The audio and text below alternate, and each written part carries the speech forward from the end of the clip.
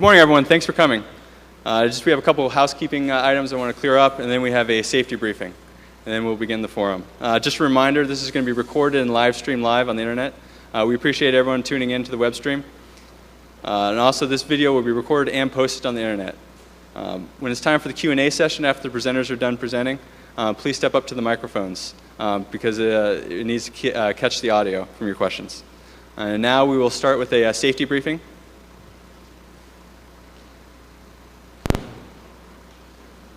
Good morning. Welcome to the South Interior Building Auditorium. Prior to the start of this event, there are two important announcements. First, in the event of an emergency, please listen for instructions and proceed in an orderly fashion to the nearest exits. The primary exits are through the side doors on the left and right of the auditorium. Second, as a courtesy to others, please silence all cell phones. Thank you.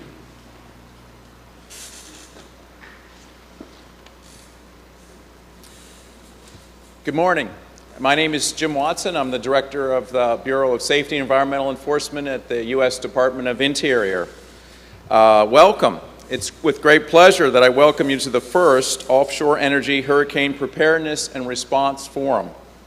I'd like to extend a special welcome to all of you watching and participating through our webcast.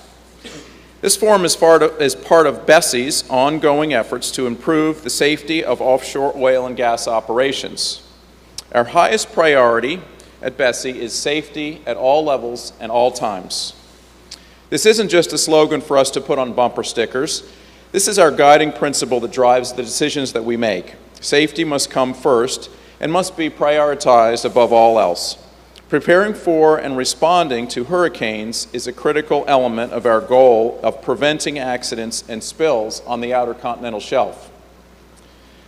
Last month, President Obama issued a presidential proclamation in which he called upon government agencies, private organizations, and residents of coastal states to share information about hurricane preparedness and response in order to help save lives and protect communities. In his proclamation, the President reflected on the devastation of Hurricanes Sandy and Isaac. These plunged great cities into darkness, swept away homes into the sea, and tore families apart with the loss of lives. For those of us who work offshore, we must reflect on the 2005 hurricane season, one of the worst on record. In 2005, platforms toppled, pipelines were ripped from the seafloor, the damage from the storms halted oil and gas production in the Gulf for a prolonged period of time. We are gathered here to ensure that does not happen again. NOAA is predicting an active hurricane season. This forum is our opportunity to ensure that we are prepared and ready to respond. The people in this room represent government agencies, the oil and gas industry, environmental groups, and the Gulf states, mostly who are on the line via telephone call. The people, when it comes to hurricane preparedness and response, we are one team and we must work together. Working together is the best way to minimize the impact of storms on the supply of energy from the outer continental shelf. This is the first big effort to get all of our interests in the same room, and we're going to have the opportunity to hear from everyone here. First, we're going to learn about the 2013 hurricane forecast from NOAA. Then we will hear from both industry and federal government on preparedness activities. Following those presentations, we will learn about response plans on the outer continental shelf. And lastly, we will hear from the Gulf states' representatives. Once all the presentations are complete, I will lead a 45-minute public discussion forum. The Q&A session will be an important opportunity to hear from not only the people in this room, but also from people across the country participating through our webcast. We've never had such a comprehensive gathering of people responsible for hurricane preparedness and response on the outer continental shelf.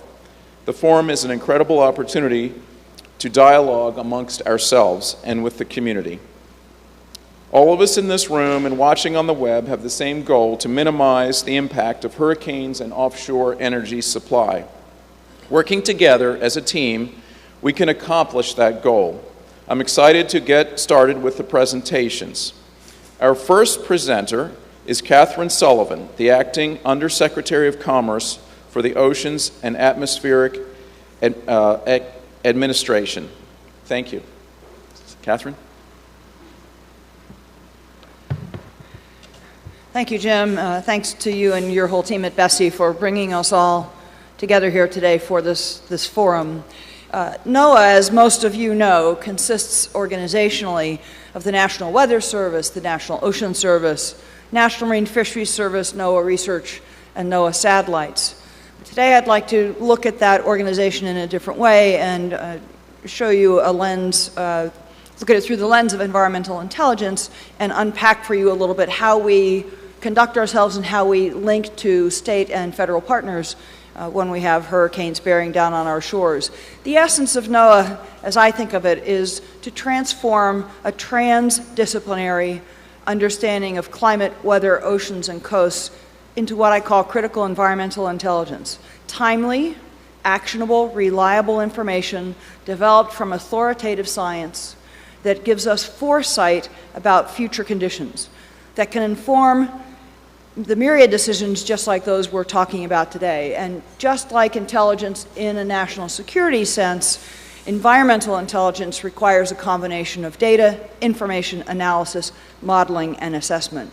So today I'll touch on the ways in which NOAA's critical environmental intelligence provides this kind of foresight for the offshore industry, as well as for our partners in the federal family, the information that we all need to anticipate the wind, wave, and surge dynamics that can challenge safe operations, sometimes force the evacuation of ships, planes, and personnel, and that can, in subsequent landfall, affect ports, refinery operations, and land transport.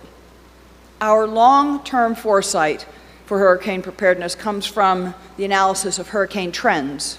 Since the early 1970s, the numbers of Atlantic hurricanes have increased, have increased, as have major hurricanes within the time period. Much of this recent increase began in 1995 in the Atlantic Basin when an oscillation called the AMO became active. This condition enhances the West African monsoon and creates circumstances in the atmosphere that are favorable to the formation of storms and to energizing storms as they move westward from Africa. The Atlantic Basin, in short, is set up to have an active season. Looking years to decades ahead, we seem to be on not the correct slide. There we go. Looking years to decades ahead, the 21st century climate projections show that there may be a decrease in the numbers of global tropical storms decades from now, but the intensity might also increase. We're continuing to research this problem and hopefully sharpen that outlook. The Atlantic Hurricane Outlook is one of the most important critical environmental intelligence products that we put out at NOAA. And I'll remind you that this year's 6-month hurricane season in the Atlantic Basin is predicted to be above normal, possibly extremely active, a season that may have 13 to 20 named storms with top winds at least 39 miles an hour. Of those 13 to 20, 6 to 11 we project will become hurricanes, top winds 74 miles an hour, and 3 to 6 of those hurricanes are projected to possibly rank category 3, 4, or 5, having winds greater than 111 miles per hour. These ranges reflect a lot of activity and they are centered well above the seasonal averages, so our confidence of a highly active season is quite high. This outlook does not and cannot predict how many will make landfall or where they will make landfall. Any storm, should it hit our shores, can have a serious impact. The real message in the outlook is it's time to be ready for hurricanes in the Atlantic Basin. Since Katrina and Rita hit the Gulf Coast in 2005, we've made a lot of improvement in hurricane forecasting. This is all, again, thanks to continued and sustained investments in research. Compared to 2005, as these graphs show, the average track forecast error from NOAA's National Hurricane Center has decreased by 30 to 40%. So we're almost twice as good at telling you where the track of a storm will be. The average lead time for both hurricane and tropical storm watches and warnings have been extended by 12 hours since 2010. We now include formation probabilities as part of our tropical weather outlook These came online 4 years ago, and they give you 10 and 20% probabilities of waves in the Atlantic Basin that have a likelihood of becoming a hurricane or a tropical storm. And we've added probabilistic storm surge information to the stream of data that come to you from the National Hurricane Center and our weather forecast offices. Outlooks, watches, warnings for tropical cyclones, all of these products are put out through NOAA's National Hurricane Center in Miami.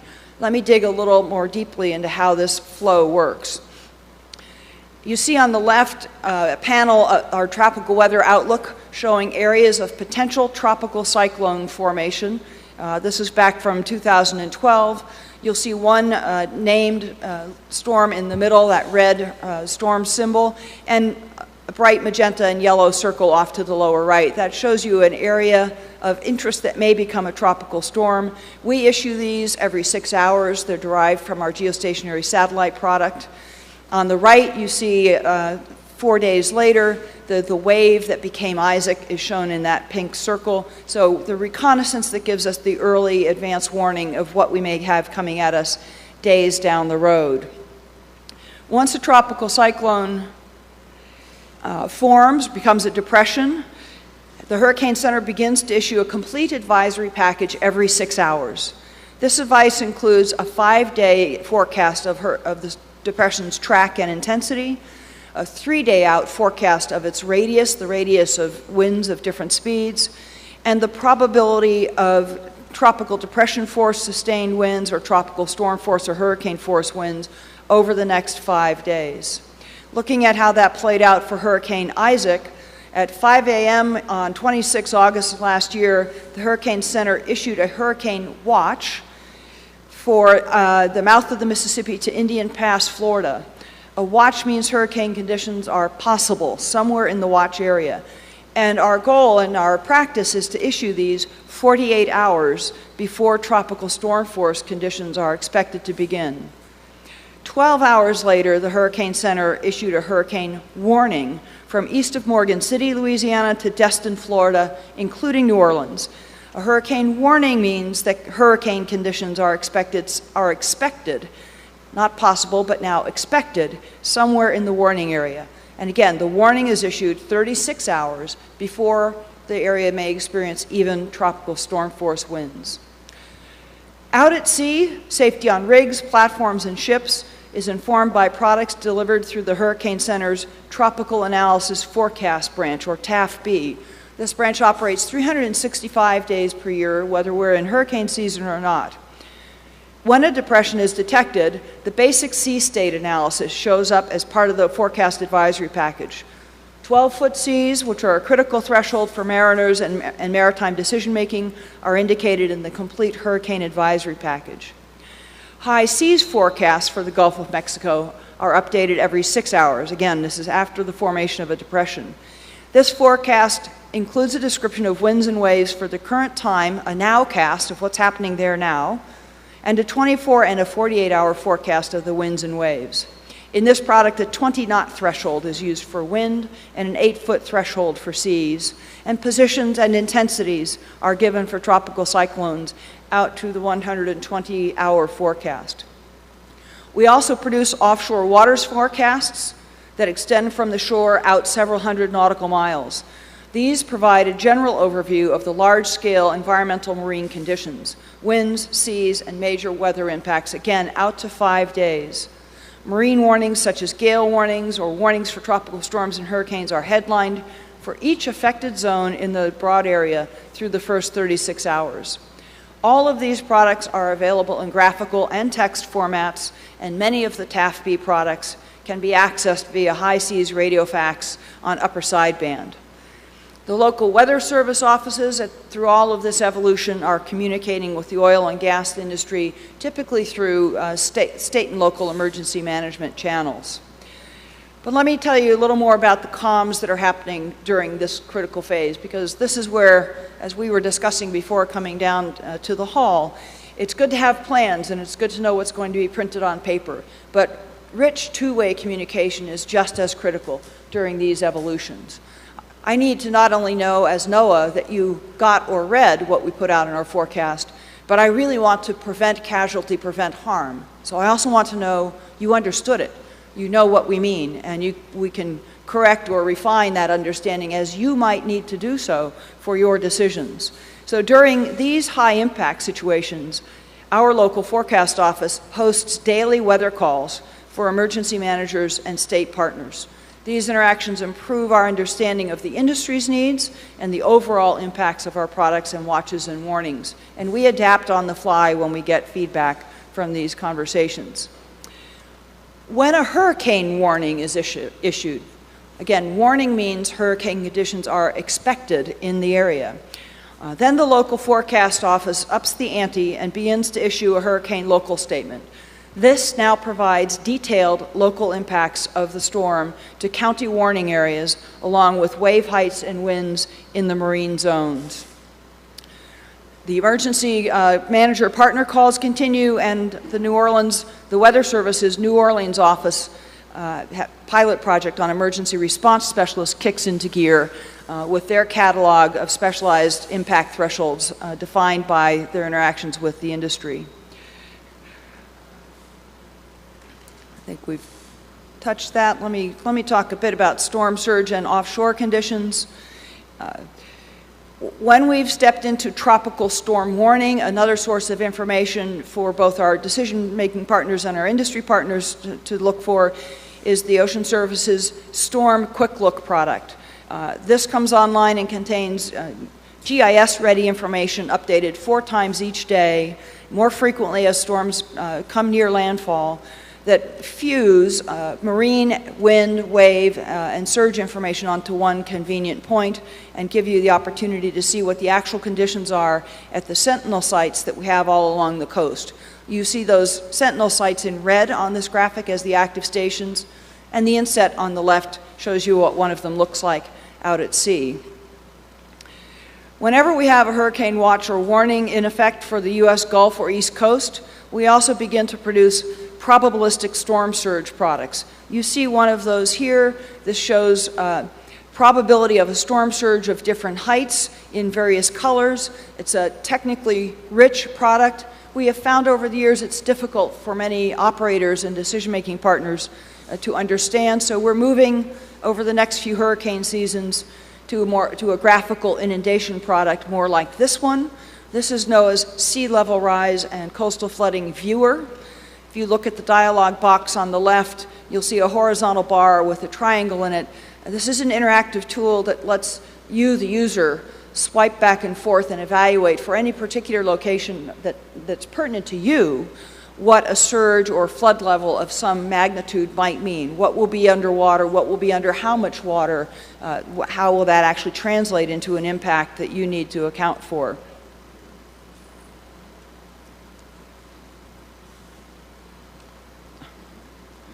Funky clicker here. Our work in storms, I just want to highlight as I close, goes beyond the wind, wave, water, tide, surge forecasts prior to landfall. NOAA is also the nation's, the federal government's lead response entity for oil spill response. We are responsible for the precise geodetic mapping of our coastlines and shorelines, and we are natural resource trustees. So all of those functions swing into gear immediately after storm passage. Our navigational response teams kick into gear in ports and harbors to resurvey waters and pierside locations and ensure that ports and harbors can open as rapidly as possible. Maritime commerce fuel supplies can commence as soon as possible. Our aircraft fly precise LiDAR and photogrammetric surveys over damaged coastal areas. These are fed directly online to our national response partners such as FEMA, and even out now to mobile apps. We saw tremendous uptake of this in the wake of Hurricane Sandy, when both first responders and even citizens from the affected communities were able to pull up images within hours after the storm passed of affected coastlines and begin to triage where they needed to put their efforts, where they could stage gear, and for families and business owners begin to process and understand what condition they were going to return to when they were let back into the area. So yes, NOAA is the National Weather Service, and I know that's our biggest face when we're talking hurricane conditions, but we remain on the team and working right alongside with our other federal partners here at the table, also in the aftermath of a storm for many, many days and weeks once the storm is through. So from the annual outlook to the sea state and storm surge forecasts and then the response afterwards, what we are all about, what we aim to do, is to provide this critical environmental intelligence. We aim to make sure it's technically sound, scientifically valid, and reliable, but more than that, it is most critical that we know that we're making it timely, actionable, reliable, pertinent to your needs. It needs to be information that helps you build answers to your questions, not just information that we have at hand. So we welcome this dialogue, and again, Jim, we thank you very much for convening it. We look forward to hearing from the rest of our federal partners and our state partners about anything more that we can do to help us all be ready for this and future hurricane seasons. Thank you very much.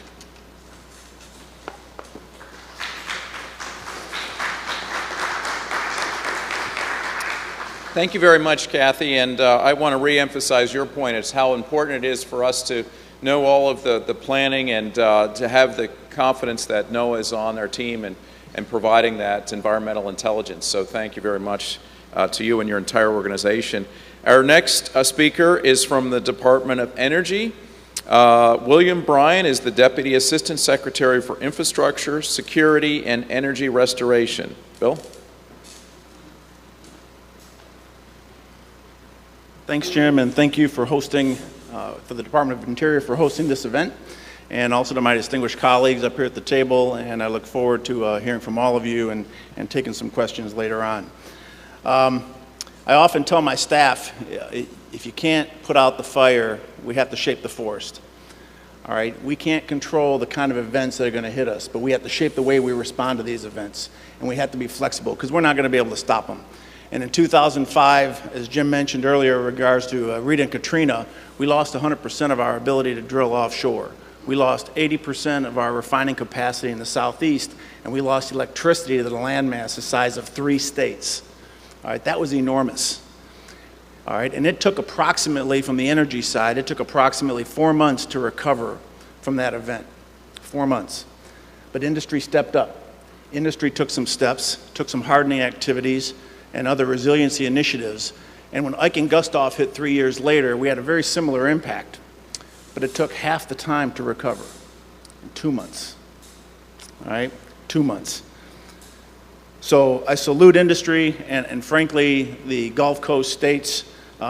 They've been through this once or twice, and from the energy perspective, they're very equipped. However, in every one of these events, we learn lessons. We learned a lot of lessons in Sandy. And I can assure you that they will be better prepared up in the Northeast should something like that happen again. But a lot of the lessons that we learned, frankly, are grouped in categories as such that we can almost anticipate and expect what some of the problems are going to be. There was always going to be legislative and regulatory issues during every event because not all state laws line up just perfectly for a good response, at least from the energy perspective. Some laws prohibit quick restoration, some allow it. A lot of waivers are granted to enable a faster restoration, but these are all issues that we have to deal with each and every time there's an event. There are also policy and process issues that we have to deal with. The handling of mutual assistance teams, the communication of restoration timelines. We work very closely with our industry partners. We have the capability to see in near real time the outage numbers as they come in. And we're able to see the movement and the availability of fuels and electricity through our situational awareness tool. And we only are able to do that through partnering with the utility industry. But there's a communication flow that also has to occur between the industry and between the customers, right? And industry's gotten this message, and I can tell you that the electric industry in particular is working very close now to make sure they communicate that message to local communities. It's very important for a mayor to know that if electricity is going to come back on at a certain substation, what that energizes. And we're working very close to make sure that communication path is open, that community leaders recognize how quickly they will be receiving electricity so they can plan accordingly to take care of their local community and their citizens. All right. We also realize that in every event that many communities don't often prepare by identifying what's critical to them. All right. This is an important takeaway, is that communities need to be preparing now to identify those critical assets within their communities that are important to them. A lot of work can be done, and we're doing a lot of work right now with utilities in other parts of the country, identifying what's critical to these local communities as far as assets, resources, hospitals, high-rise apartment buildings, water treatment facilities.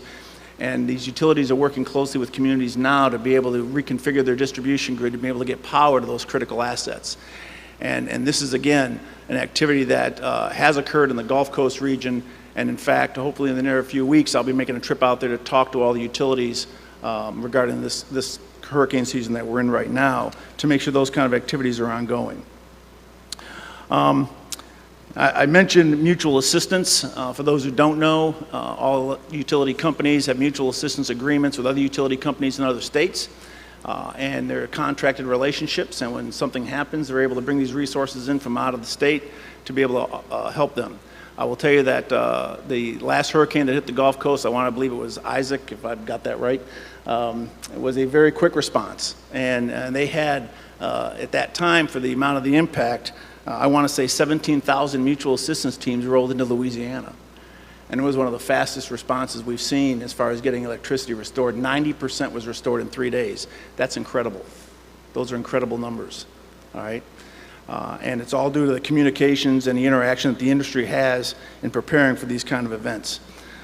So in addition to the legislative and regulatory, in addition to the policy and process issues, there's also the need to harden equipment. And industry, as I mentioned before, have taken a lot of steps, especially in the Gulf Coast region, to be better prepared for these events going forward in the future by engaging in a lot of hardening activities, as well as changes in their own procedures that will enable them to restore both the oil, gas, and electricity systems much more quickly. So with all this going on, with what industry is doing, what are we doing? Industry's taken, I mean, the Department of Energy has taken, the spotlight's been on us for a long time. Because once people are taken care of and the citizens are housed, they're fed, they're sheltered, a lot of attention is given to the energy side. How quickly can we restore? How long are we going to be without gasoline? Right? Who's going to start running out first? These are all the questions that start coming our way. And frankly, it takes a lot of resources to do that. I have a team of about 80 volunteers stretched across the DOE complex that I use to man and staff the regional coordinating centers out in the field. All right? But for this hurricane season, we're actually establishing, and we always have had an energy response center in DOE. It's been much smaller. We are expanding that. We've actually acquired extra space, and currently in the budget, we have a placeholder in there to actually build a state-of-the-art operations center within the Department of Energy called the Energy Resiliency and Operations Center. And we look forward to being able to do that, hopefully for next hurricane season. But in this hurricane season, we're able to secure some extra space and largely to house a lot of extra partners that previously we did not bring into the operations center. Some of the lessons we learned, especially from Sandy, is there was a lot of senior level involvement. Senior level involvement is good, but senior level involvement has to be the appropriate senior level involvement.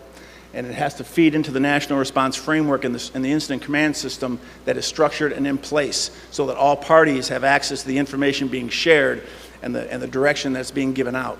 So that is something that was recognized, and we are taking a lot of steps to make sure that that information, those decisions made at the highest level, get put into that system and get communicated out to the rest of the interagency. Another thing that jumped out after Sandy was the fact that we need to have industry representation in our operations center.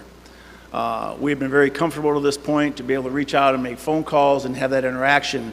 But during Sandy, for example, we had, at least the electric utilities were represented in the energy task force at FEMA, and that proved very valuable. The utilities were able to get resources very quickly to be able to get restoration going much faster. and that was due to that team. We are actually having an energy response team established, but that team is going to be established at the Department of Energy as opposed to FEMA headquarters.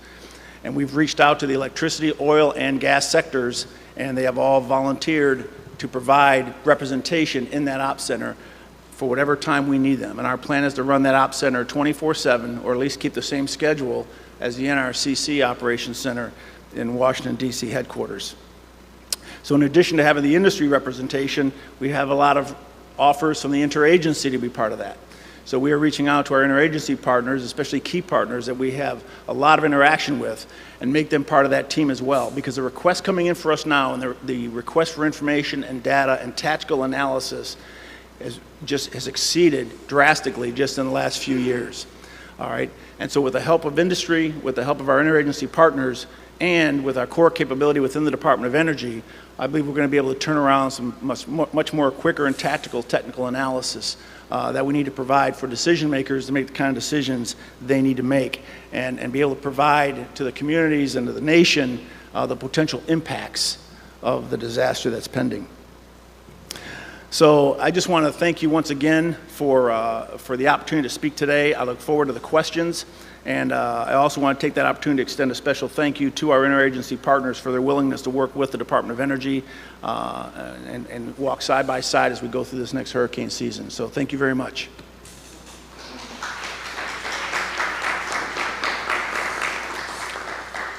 Thank you, Bill, and thank you very much for your focus on the downstream and the customers, the end users of energy and the supply chain. I know the President and the American people are focused on your leadership abilities in these disasters, so we're very pleased to have you here. You made very strong pitch for the support needed from the industry. Our next speaker is from the American Petroleum Institute. Ms. Holly Hopkins is from Upstream and Industry Operations. Holly.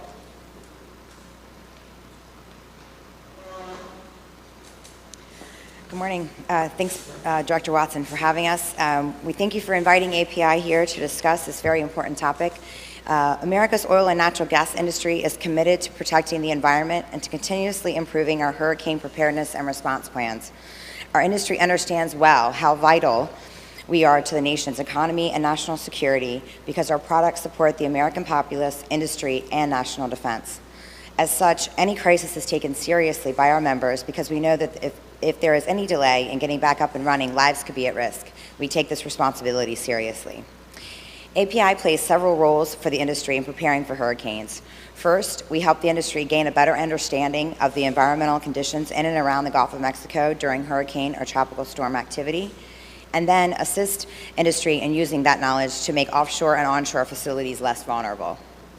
Second, API collaborates with member companies, our industries, and federal, state, and local governments to prepare for hurricanes and return to normal operations as quickly and safely as possible. The industry continues to build upon critical lessons learned from past storms in the Gulf of Mexico, such as Gustav and Ike in 2008, Katrina and Rita in 2005, and Ivan in 2004. Some of these learnings include integrating updated Met-Ocean data on how powerful storms affect conditions in the Gulf of Mexico into our offshore structure design standards. This effort led to the publication in 2008 of an update to RP2SK that provides guidance for design and operation of mobile offshore drilling unit mooring systems in the Gulf of Mexico during hurricane season. Additionally, an update of API RP95J, which recommends locating jackup rigs on more stable areas of the seafloor and positioning platform decks higher above the sea surface.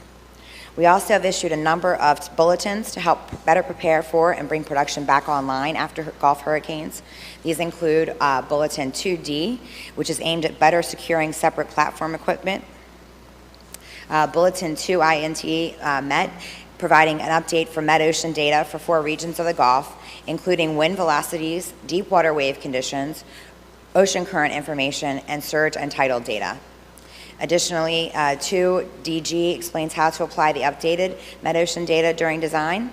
Bulletin 2EX assists owner-operators and engineers with existing facilities. And 2 HINS provides guidance on determining if a structure sustained hurricane-induced damage that affects the safety of personnel, the primary structural integrity, or its ability to perform the purpose for which it was intended. In addition to these standards, industry works to improve preparedness for hurricanes.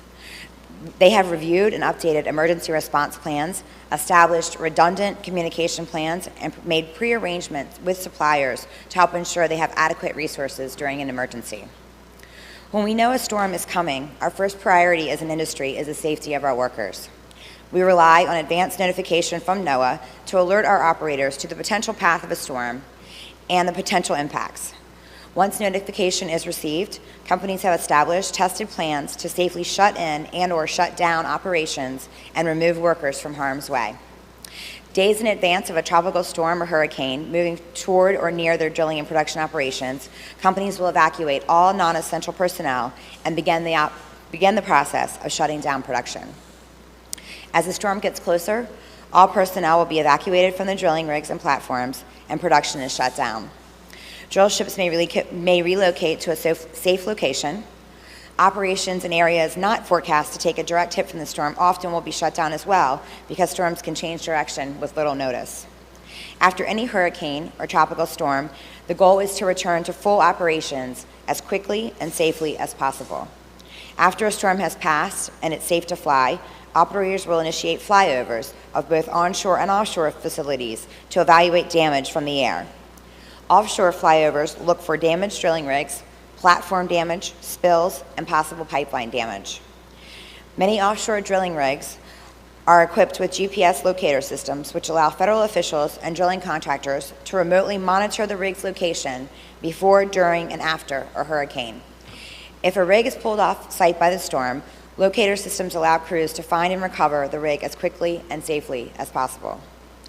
Once safety concerns are addressed, operators will send assessment crews to offshore facilities to physically assess the facilities for damage. If facilities are undamaged and ancillary facilities like pipelines are undamaged and ready to accept shipments, operations will begin restarting production, and drilling rigs will commence operations. Post-Sandy, we realized that we need to create this supply chain in order to communicate in the easiest way possible how our industry works. Overall, the oil supply chain is very resilient with many redundancies. There are, however, choke points in the supply system, and impacts to these can have a greater overall effect on the U.S. fuel supply. Any damage along the supply chain can impact delivery of fuel to your gas stations, et cetera. So whether it's production itself, storage or refining capacity, pipelines, terminals, et cetera, electricity, all of these have an effect on our fuel supply. So during a crisis like Hurricane Sandy or Katrina and Rita, industry operations can be interrupted.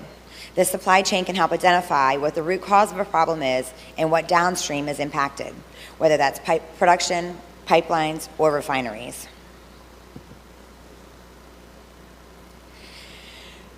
We also, as you've seen today, many agencies across the federal, state, and local governments have considerable interest and roles to play in the safe and reliable delivery of fuel. Therefore, effective and efficient coordination between the government agencies as well as between the public and private sectors is required to ensure information flow is timely, accurate, and reliable, all both before, during, and after an event. We've been working with the White House, DOE, BSEE, and a number of other agencies to identify how critical information is collected and what may be needed by decision makers. Also identified a list of government and oil industry response actions. We've developed this Emergency Support Function 12, which is for energy, for government industry information flow process model, and identified a list of potential government regulation waivers that can help restore operations and supplies.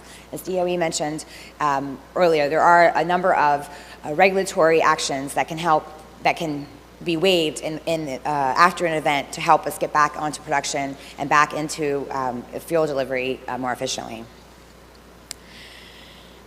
So in short, API is here to be a constructive partner.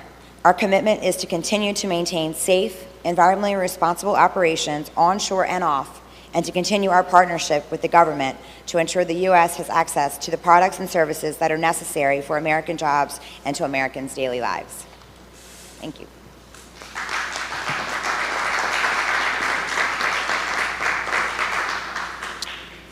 Thank you, Holly. You gave a great presentation on the partnership that we have with the industry and how you're preparing for a potential hurricane event. Our next speaker is Mr. Lars Herbst. He is from the Bureau of Safety and Environmental Enforcement. He is our Gulf Region Director. Lars, take it away.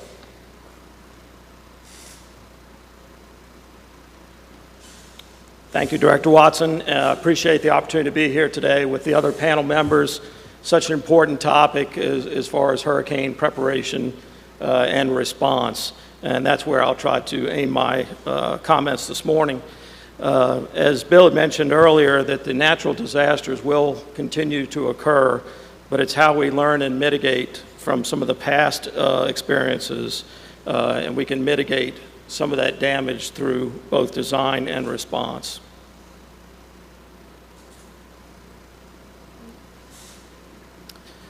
So again, what I'd like to talk about is our hurricane response team and our post-hurricane response efforts, as well as looking back really at historical view and the lessons learned.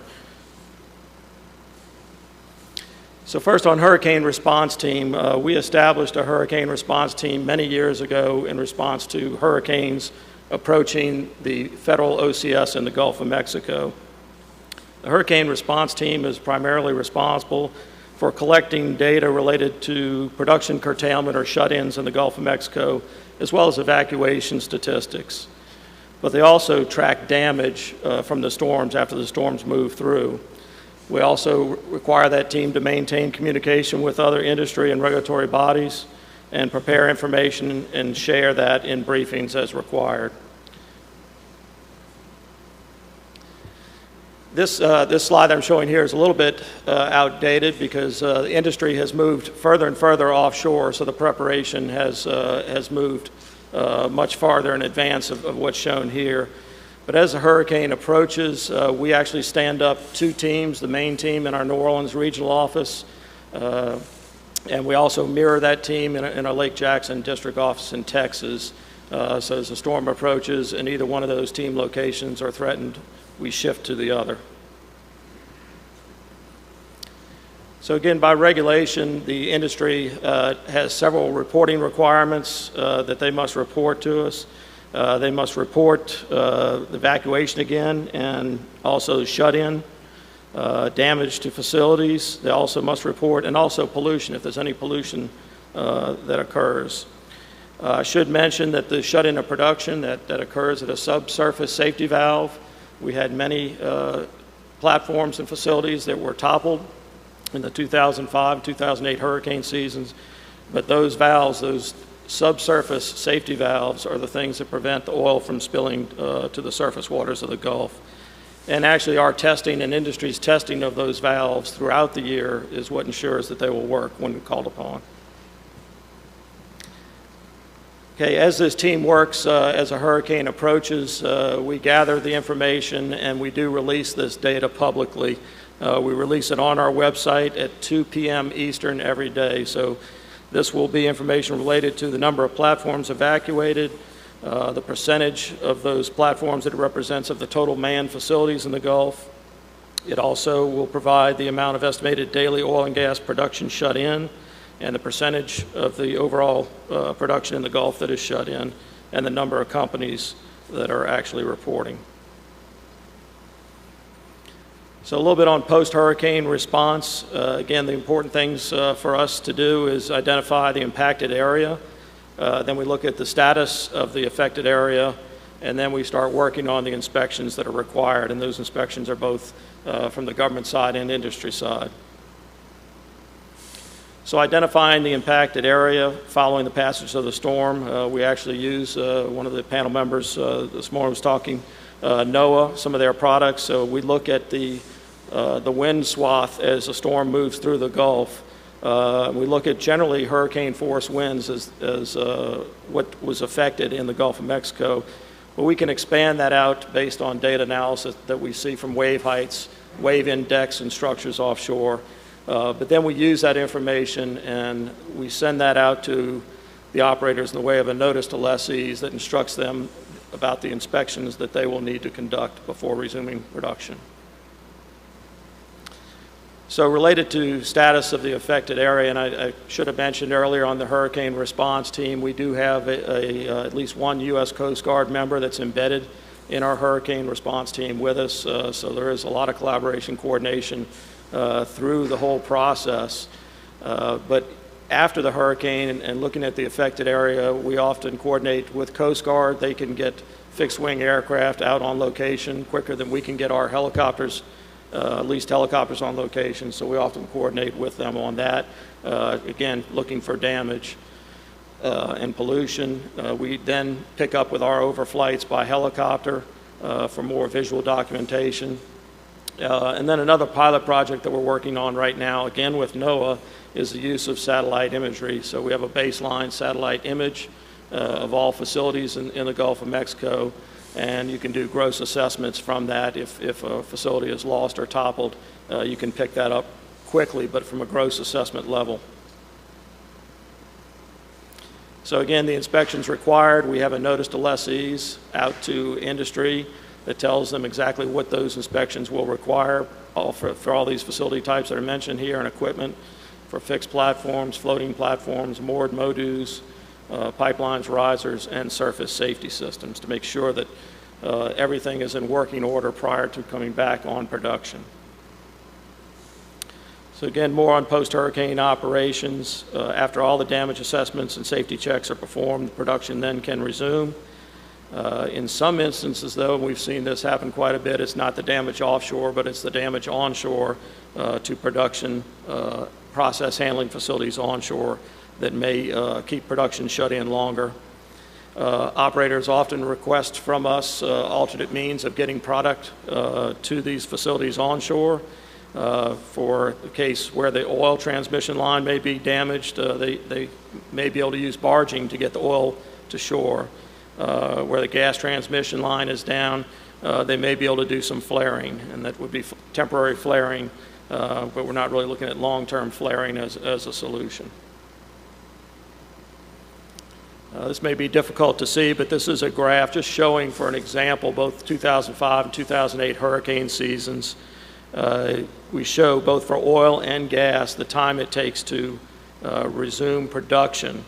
So just real quickly, in some cases that you can see here, even after 30 days, 50% of the production could still be shut in.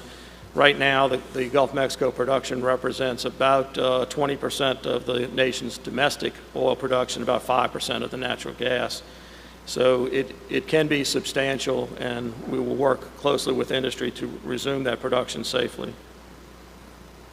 So from lessons learned, again, these are just the major storms that have hit us in recent years. So there are lessons learned, and we need to make sure that we implement those, and that's exactly what we've done. I won't go into a lot of this detail. API just went over much of this material, but it does show that we've coordinated with industry on the lessons learned. But we did increase clearer reporting guidelines within our regulations. The mid-ocean data was substantially increased, and that's some of the information that NOAA has provided after these hurricane seasons. All that mid-ocean data then goes into the design standards for production facilities and for moored MODUs, jack-up rigs, and even tie-downs for rigs on production facilities. The other thing that we added through a notice to lessees also, I think API mentioned, is the GPS tracking of mobile offshore drilling units. This is a key thing that we're doing now is looking at that as well as looking at the moored MODU risk assessment for probability of failure and looking at what can be done there. But just as an example, this was the result of a jack-up rig that was lost. I believe it was lost during Hurricane Ike. It was the ENSCO 74 jack-up rig. It was lost, sunk, but actually traveled quite a distance before it sunk to the sea floor. This is actually a double-hulled tanker that I believe was going into Galveston. when it ran up on top of that jack-up hull. So you can see the damage is quite extensive there. It's probably a good pitch for Coast Guard with the double-hulled tankers, but it was substantial damage, didn't pierce the inner hull there. But it does point to the pictures that we really need to know where these things are, so we have increased that oversight. And again, on the moored MODUs, we've ensured that industry has stepped up the mooring capability on those rigs as well. So not all storms are equal, but you can see here how the performance has improved after we implemented some of these things after the 2005 Katrina and Rita hurricanes. So the performance of those moored MODUs, being able to stay on station and not drift off, was key. And finally, I just want to say again, the GPS tracking, we are doing this through websites. So we have real-time data monitoring, location, lat-long, on every MODU that's out there, whether it's a jack-up or a moored MODU. Again, the drill ships are able to motor safely out of the way, but we monitor this real-time, and we know if one of them leaves location and can then start looking at infrastructure that may be impacted, and so we can address those quickly right after the storm. So again, the hurricane season, June 1 through November 30th, but as Director Watson had mentioned, that safety is all levels at all time, and we think in the Gulf that preparation and mitigation for hurricanes is all levels, all times. Thank you.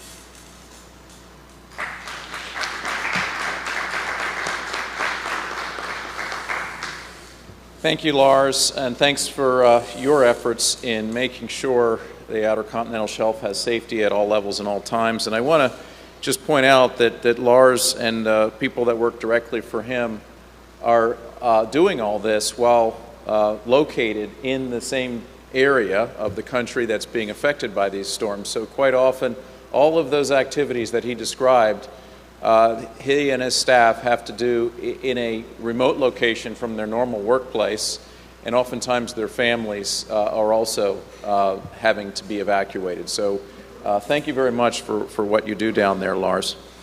Our next speaker is Ms. Cynthia Quarterman. She is the Director of the Pipeline and Hazardous Materials Safety Administration with the U.S. Department of Transportation. Now, the infrastructure is regulated partly by the Bureau of Safety and Environmental Enforcement. That would be for the platforms and the pipelines immediately in the vicinity of the platforms. But the transportation pipelines, those long-distance pipelines, are regulated by PHMSA. So, Cynthia.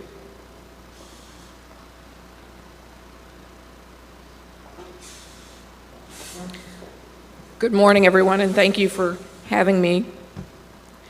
On behalf of PHMSA and the U.S. Department of Transportation, I'd like to thank BSEE for hosting this event and for inviting PHMSA to this panel. A special thanks go out to Director Watson for inviting me here today. I'd also like to acknowledge the other members of the panel for their commitment to hurricane preparedness and response. Energy is an ever important part of American life. It keeps businesses, industries, and homes running. Most of us know that domestic oil and natural gas production has been increasing over the past 3 years. Housed within the U.S. Department of Transportation, the Pipeline and Hazardous Materials Safety Administration, or PHMSA, has the mission to protect the American public from the risks of hazmat transportation by all modes, including pipelines. Although energy products like natural gas and oil are essential to our daily lives, they are also considered hazardous materials. PHMSA develops, issues, and enforces safety regulations for 2.6 million miles of pipeline throughout this country. In terms of offshore pipeline facilities, as Director Watson has mentioned, PHMSA has jurisdiction over offshore pipelines that are transportation, whereas BSEE has jurisdiction over offshore pipelines that are associated with production facilities.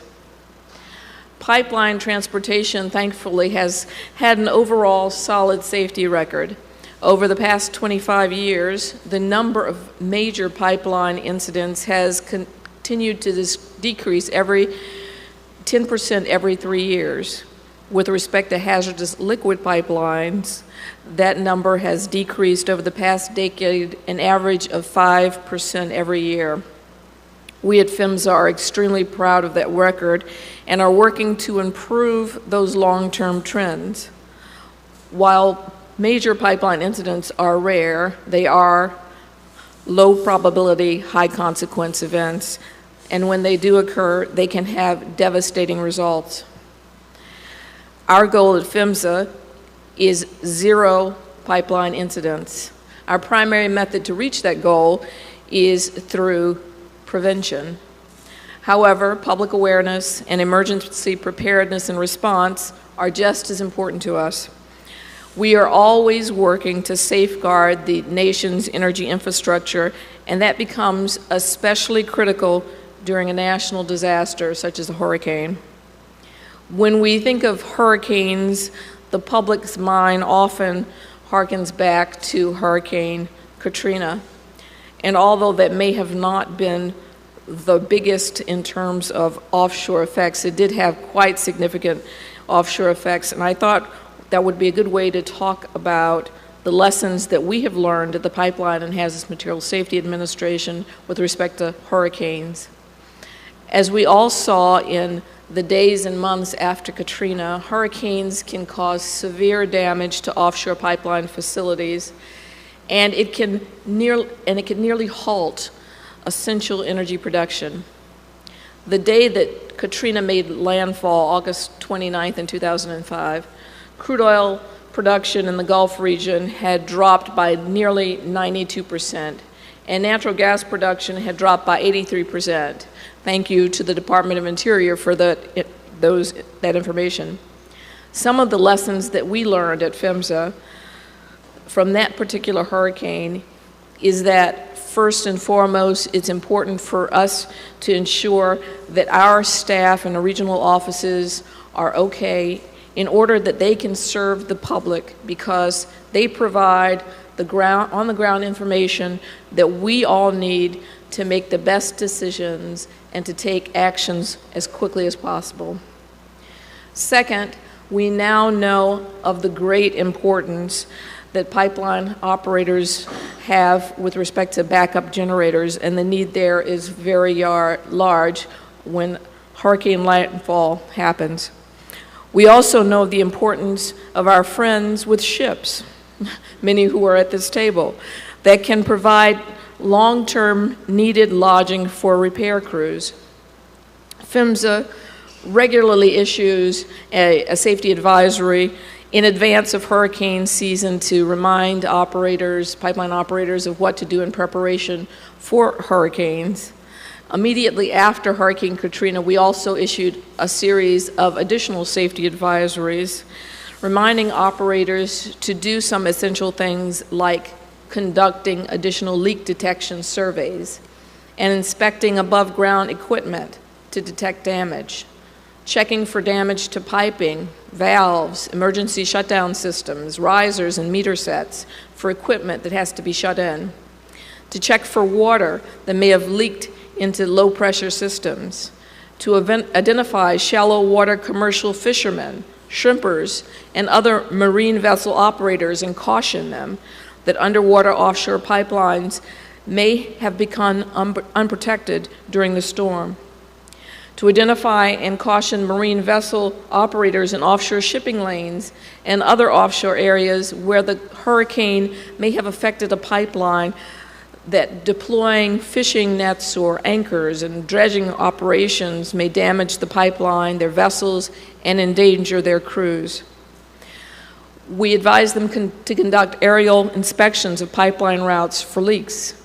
In areas where there are floating and jack-up rigs that may have moved and their path could have been over a pipeline, we review possible routes and check the subsea pipelines for damage where required.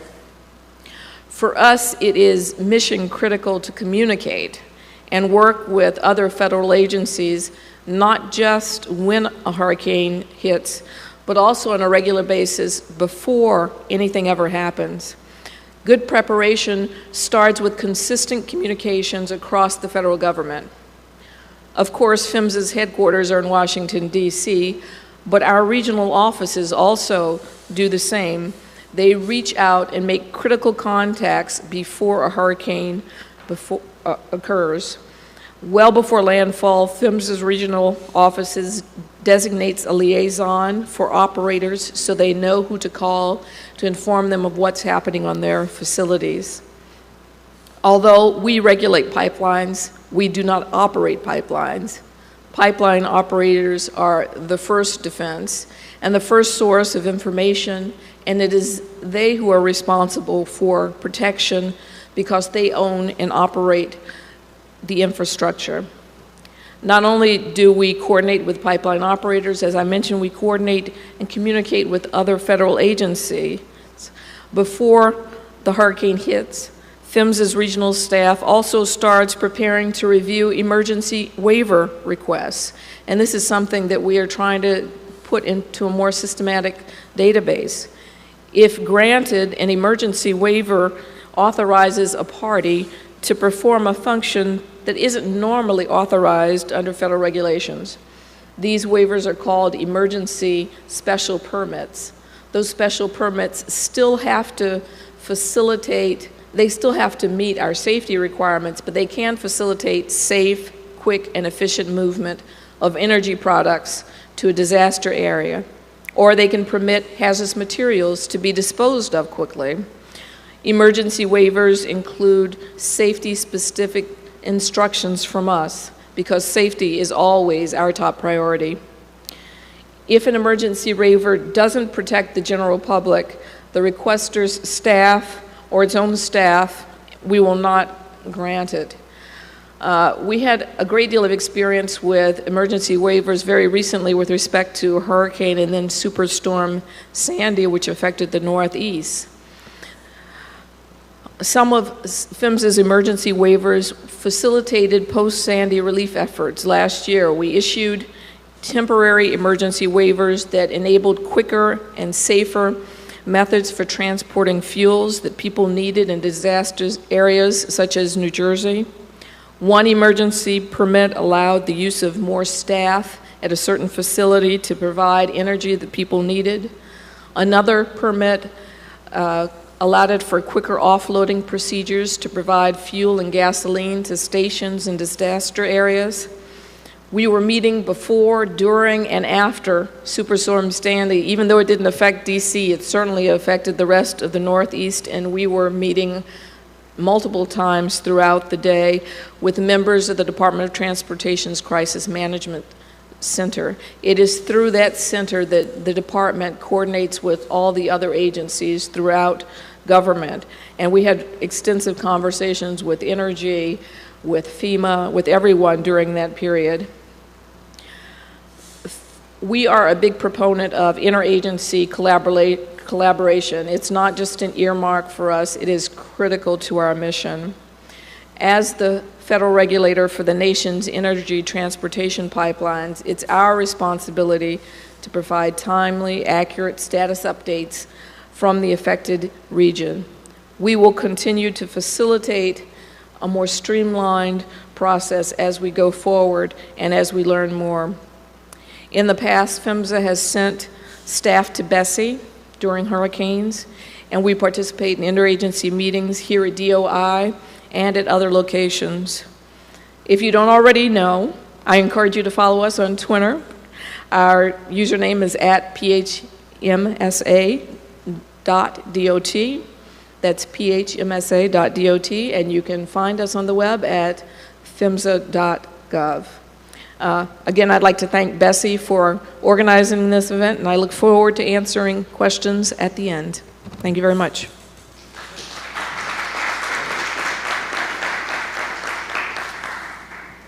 Thank you, Cynthia, and I think you made it very clear that the pipeline infrastructure in this country is indeed critical infrastructure, and we certainly appreciate the focus you have on protection of that under all these conditions.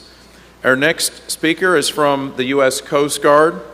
Rear Admiral Peter Brown is the Assistant Commandant for Response Policy, and he is going to talk about, I'm sure, the response side of hurricanes. Thank you. Thank you, Director Watson, and to BSEE and all the partners here for putting this forum together. It's a great pleasure to join in this. And although I am the Director of Response Policy, I'd rather not respond. I'd rather us talk a little bit more about planning preparedness. And it was mentioned by Dr. Sullivan earlier that, that planning is vital, but it's not the plan itself that's so important. It's the communication and collaboration that goes into the planning process that helps us to work together when we do have to respond to a critical incident. I also want to point out that the Coast Guard and BSEE have been working together for the past several years in a variety of working groups to improve that level of readiness and to coordinate our responses even better than we have in the past. We will work together to make every effort not only to prepare ourselves but also others for hurricane contingency operations, focusing on the safety of life, safety of property, the environment, and also the restoration of the marine transportation system and industry to full operation for the benefit of the American people. So we want to continue this dialogue and openly communicate with industry and others.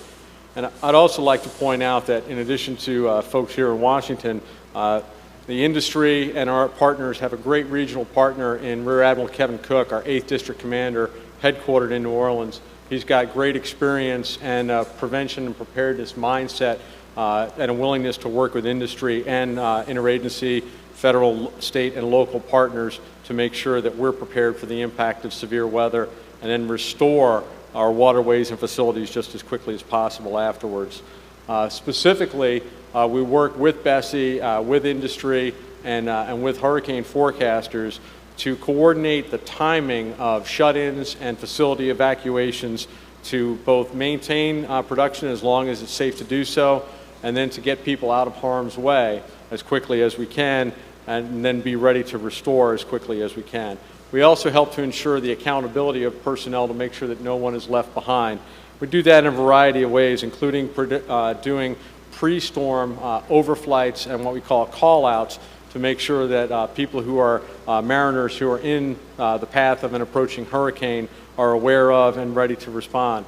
We also then move Coast Guard assets, both floating assets and aviation assets, out of the storm's path, but staying as close by as is safely possible to ensure that we're ready to respond as quickly as possible after storm passage, both from a search and rescue standpoint and to begin that assessment and restoration process of the industry. We work with BSEE and industry on monitoring the safe movement of mobile platforms to places of refuge, and we talked extensively about the GPS monitoring, and we participate in that to help make sure that situations like we saw with the ENSCO 74 aren't repeated in the future. We try to make sure that our personnel are as ready as possible to respond. In doing that, we recognize that in several recent incidents, Katrina and Sandy in particular, that Coast Guard responders were also personally impacted by the storm. And with that in mind, the Coast Guard is standing up an incident management team that will be prepared to deploy to a storm location or a response location so that if our response personnel who would normally respond are impacted, we have another team of highly trained interagency operative professionals to go in and assist in that initial response. Now moving to that post-storm recovery, I mentioned the marine transportation system, absolutely vital, not only to the flow of commerce, but to the flow of the people who will restore the offshore facilities, whether those are pipelines or facilities, rigs and platforms to their normal operating capacity. And so our focus is on getting the ports reopened, and we learned a vital lesson in Hurricane Sandy, and that is we often, from a safety standpoint, would consider a port closed with some exceptions. We now realize we have to move much more quickly to a status of open with some restrictions, so that the default position is that vessels of a certain draft or within certain industries are able to operate just as quickly as is safely possible. A couple other points that I'd like to make. We really appreciate the partnership that we have with our other agency partners, not only including BSEE, but others really building what we'd like to call a lasting federal partnership to improve safety and environmental protection in that offshore environment. We realize that BSEE and the Coast Guard have a variety of authorities and capabilities, and we want to work together to make sure that those are cooperative, coordinated, consistent, and non-redundant, so that industry can get back into business just as quickly as safely possible while still protecting the environment. So in closing, I want to thank the industry and our other government agencies for their effort over the past years in preparing for this, particularly in putting together this forum. We and your offshore we want to keep pace with the fleet of fixed and floating offshore platforms, the improvements in technology that can narrow the range of danger as forecasting improves, and we want to work to keep those waterways, the operators, and a marine environment safe. So again, I want to thank you, Director Watson, for this opportunity. I look forward to the question and answer period.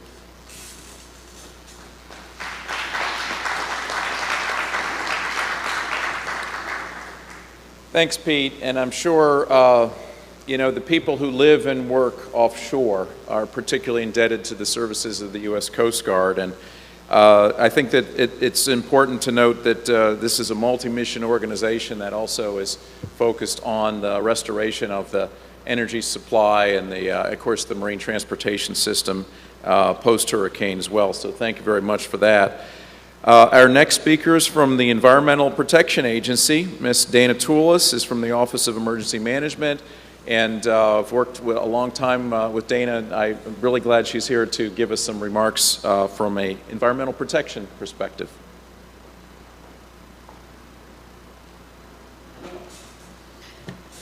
Hi, everyone. I'm going to try to be brief. I know you have a number of folks that you've been hearing from this morning. Jim, it's always great to see you in whatever venue we work together. We worked very closely during the Deepwater Horizon response, and I think we're still recovering from that.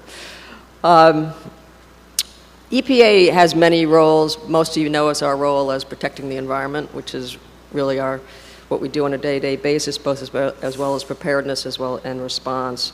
We serve as the chair of the National Response Team, along with U.S. Coast Guard, which is the vice chair, working closely with 15 member agencies, basically preparing on a day-to-day basis for the day-to-day and responding together as well. We conduct exercises frequently, working together in tandem to ensure when a true response happens that we're all ready and prepared. We are constantly looking at lessons learned from the prior responses and working to apply those to improve the way we respond to our future responses.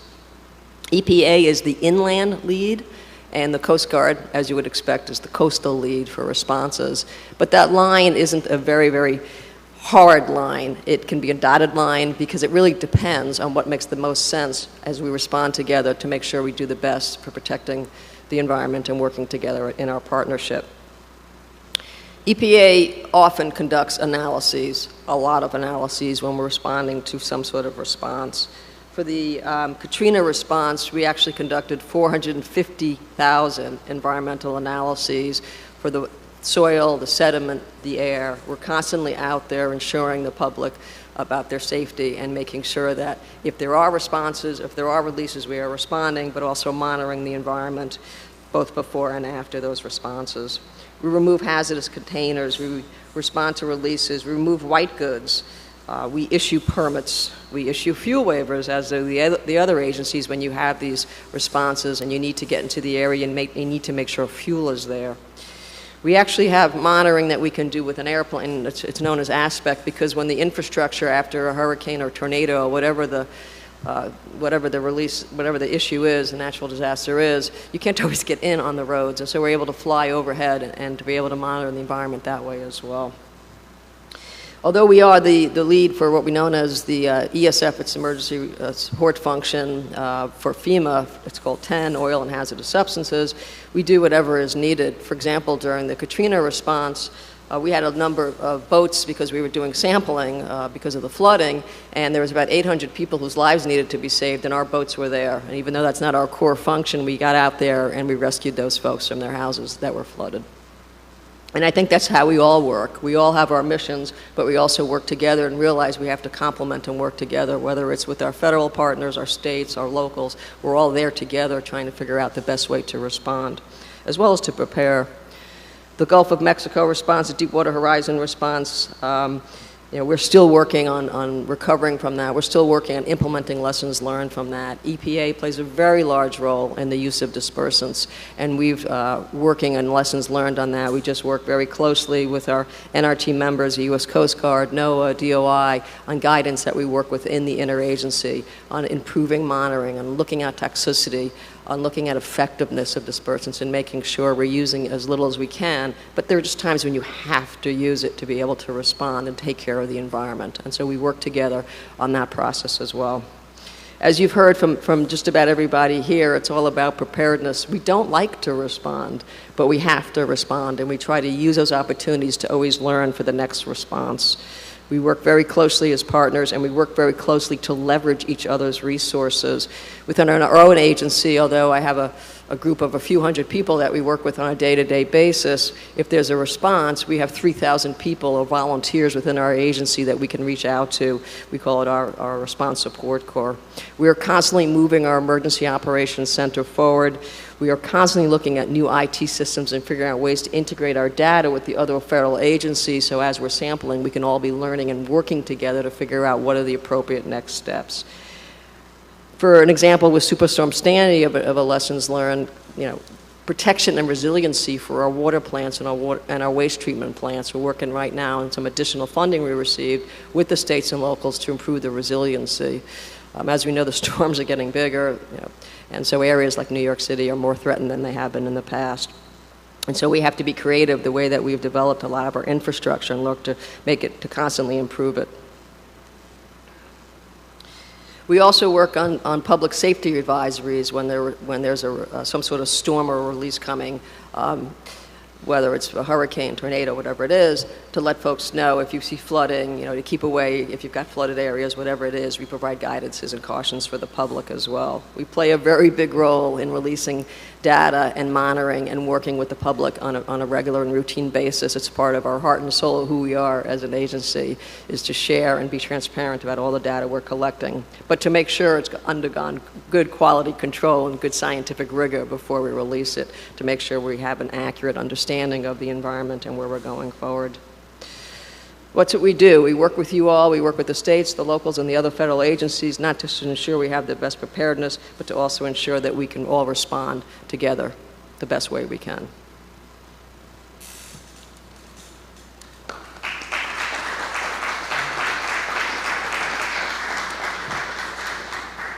Thank you, Dana, and no one could agree with you more about not wanting to respond, but being ready to in case we have to. And I think your agency is outstanding in their focus on public health and safety, and environmental safety, of course. Our next speaker is from the Federal Emergency Management Administration. Rear Admiral Joe Nimick is the Associate Administrator for the Office of Response and Recovery. Joe. Thank you, Jim. I'd like to thank BSEE and the other panel members for including me here.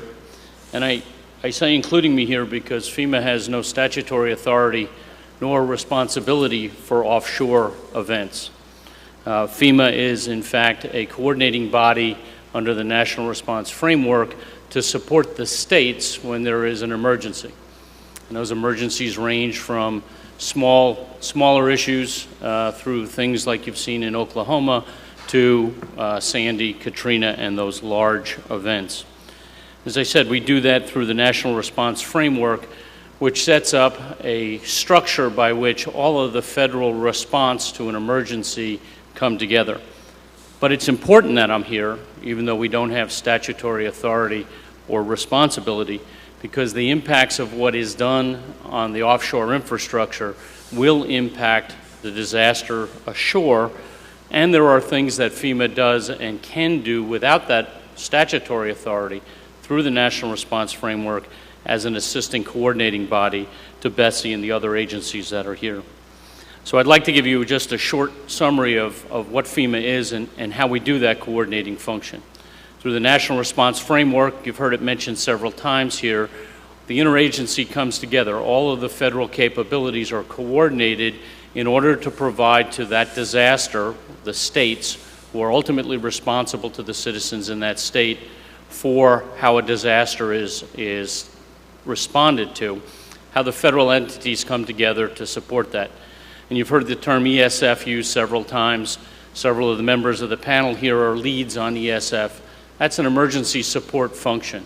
And there are 15 emergency support functions that bring federal capability together and coordinate how that federal capability will respond. So when we look at a crisis like Hurricane Sandy and the challenge of unwatering major infrastructure like tunnels in Manhattan, we turn to not FEMA, but FEMA coordinates the Army Corps of Engineers, who's responsible for that particular ESF 3, and they look at other entities around the nation that have capability. They'll look inside the Department of Defense and bring together the Seabees, the naval construction battalions that may have capability, and quite frankly, the Coast Guard strike team, and bring all of that capability looking at the problem set from multiple eyes to give the best solution. We do that in communications, we do that in mass care, we do that in many functions. So why is what we're talking about today important for me? Well, energy is a key factor in any disaster, in being able to address the survivors and the survivability of those survivors and the establishment and reestablishment of the community that was damaged. So we do look at how electricity, how the oil and gas infrastructure impacts the electrical structure, how it impacts the gasoline that's needed. All of those factors go into our planning, and as was indicated, there's an entire ESF that looks at energy and coordinates our response to a disaster in energy.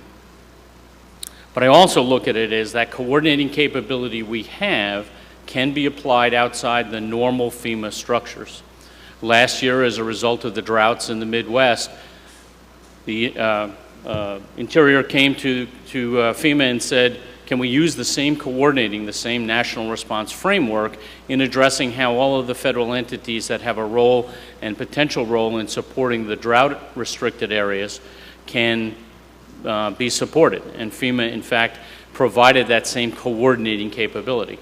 And we can do something similar to that for the offshore industry if, in fact, that is a necessary response to a disaster. But as you've heard here before, and my pitch is, preparedness reduces the impact of a disaster. It's not just the plans, it's the execution of the plans, it's the exercising of the plans, and quite frankly, it's the rewriting of the plans. It's the process of planning that builds relationships, builds understanding. It is not the implementation of the plan after it's been written by people who never participated in the process.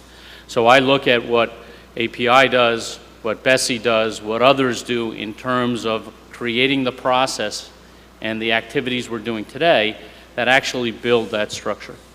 And the last is I have to put a pitch in for NOAA. We are so fortunate today with the information we get and the warnings we get in terms of their accuracy and timeliness. Lives were saved in Oklahoma because the additional 8 minutes that exist today of warnings for tornadoes that didn't exist 2 years ago save lives in Oklahoma. They save lives in hurricanes. They save lives in virtually every event that we have. And the last pitch is we're talking about notice events, preparing for the hurricane that you get that notice. Please don't lose sight of the no-notice events. And while earthquakes in the Gulf of Mexico are unlikely, there's oil infrastructure offshore, Southern California, and other areas where that no-notice event is going to create a completely different dynamic, and we need to be aware of those no-notice events. So I thank you very much, Jim, for putting this on, for inviting us in FEMA, even though we don't have any authority or responsibility, but we are there to support you, DOE, all of the entities that deal in that infrastructure, because it is critical to the nation. Thank you.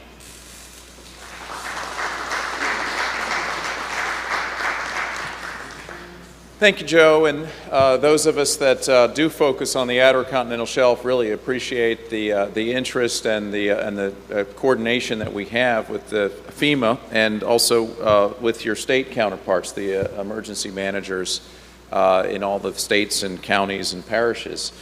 We try to take a page from your book as we do planning and preparation for outer continental shelf impacts. Our next speaker, and he will be the final speaker from a federal agency for us today, is Mr. James Devine. He's from the United States Geological Survey, and he is the Senior Advisor for Science Applications from USGS. Mr. Devine. Thank you very much, Admiral. The first question people might ask is, what would be the interests of the U.S. Geological Survey relative to hurricanes? Hopefully my remarks this morning will help answer that question. Secondly, as the 10th speaker here this morning, what I'm about to say will sound like a broken record, and that is virtually everything we do relative to this arena is done in cooperation with the bureaus and agencies here on the dais, starting with NOAA, FEMA, Coast Guard, EPA, DOE, and other agencies not mentioned here today. So it truly is a cooperative effort on what we do. And after having been the USGS Emergency Coordinator for over 20 years, I've seen that coordination develop from just little spikes or none to a full-blown process that you've been hearing about here all morning. So quickly, what does USGS do? First, thanks to the capability of NOAA in giving us advanced warning of where, when, and how big the event's going to be, we are in a position to pre-position our assets to be ready to, at the right spot with the right equipment to do what our jobs is set out to do. Secondly, because of those warnings, we are giving some time to assess conditions prior to the event. One of a FEMA director one time told me, what I need to know is what did it look like before and what does it look like now? And if you can answer those two questions, you're a step ahead on what you need to do. So our goal is to assess what the conditions look like, and that is the shoreline, the barrier islands, the status of the streams and conditions of the streams near the shoreline. These are elements that fall within our domain. After the event goes by, and a hurricane in this case, our first role is to, of course, assess what our own capabilities and impacts have been and our ability to function and provide corrections that we need in order to put the right team in the field. And secondly, what is that team and what do we do? We have a strong capability and a strong requirement to assess the condition of the shoreline, particularly where the pipelines come ashore, the geologic processes that's underway, the status of the barrier islands. As you know, they're all in deep jeopardy from sea level rise and other conditions like hurricanes, and to assess the quality, quantity, and capability of the streams nearby. Thirdly, we have a major role in providing geospatial information for the rest of the community to use. You need to know where you are and what's moved and where things end up, particularly in areas where you've lost signs, you've lost the familiar landmarks that one uses. When they disappear, you're left without your normal capability of determining where you are. So, starting with the data we provide, we operate the Landsat satellite, which provides mid-resolution data. We provide that data immediately, and in our past hurricanes such as Katrina and Ike, we sent out 20, 30 terabytes of geospatial data to provide for the entire community to assist their knowing where they are and where they need to go. Secondly, we are prepared and frequently fly LiDAR data immediately after the event to determine more precisely what has changed and how much and where. We have the ability to invoke the international charter, which brings all the world's satellite operating companies who have agreed to provide data free in the midst of a natural emergency. So this provides a very rich set of imagery and other geospatial data, which is critical for the response mechanism. We also have access to other sources of imagery and remote sense data, which can be applied to the problem. And finally, in the event that there is an oil spill associated with the hurricane, we can provide a suite of geological, geophysical, remote sensing, and other analytical tools to help assess the amount, the location, the quality, and the potential of the spill.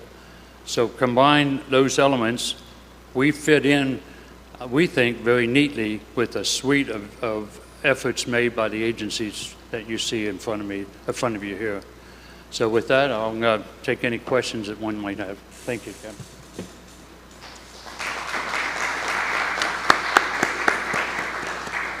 Thank you, Jim. And, you know, here in the Department of Interior, I think we're keenly aware of the importance of scientific information, scientific capabilities, and certainly in the event of a hurricane event, that becomes particularly critical to all of the agencies of the federal and state governments. Now, when we were preparing for this event, we wanted to have not just the federal government, the state government, and the industry represented, but we wanted to have our private citizens represented, and quite often when we do that, we turn to the Pew Ocean Commission, and representing the Pew Ocean Commission for us today is Vice Admiral retired Roger Ruth. He is a distinguished member of that organization and has a fine history upon which to base some comments for our purposes today. Roger. Good morning, everyone. And first of all, Jim, thanks to you and to BSEE for bringing together all the key players in this important topic, and especially for participating, giving an opportunity for the public to participate in this as well. So I appreciate that very much. As a former Pew Oceans Commissioner and a former president of the Ocean Conservancy, as well as a current advisor to the Pew Environment Program's Arctic program, I do bring the environmental NGO perspective to the proceedings this morning.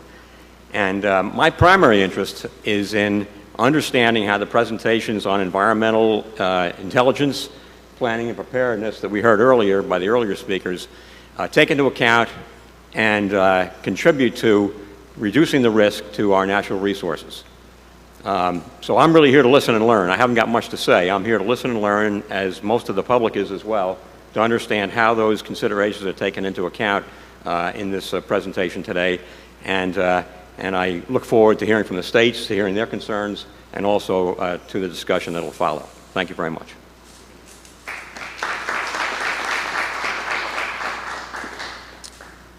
And that's a great transition for us. Now we're going to go out to our state representatives. Now, they're not here physically, but we think that the technology is going to work for us here to hear from them verbally over a telephone connection. Our first state representative is Steve Jenkins, the Alabama Department of Environmental Management. Steve, are you out there, and can you give us some remarks? Yes, Admiral Watson, I am here. Can you all hear me? Fine. So we're on the line here, and we'd love to hear your comments about preparations for this 2013 hurricane season.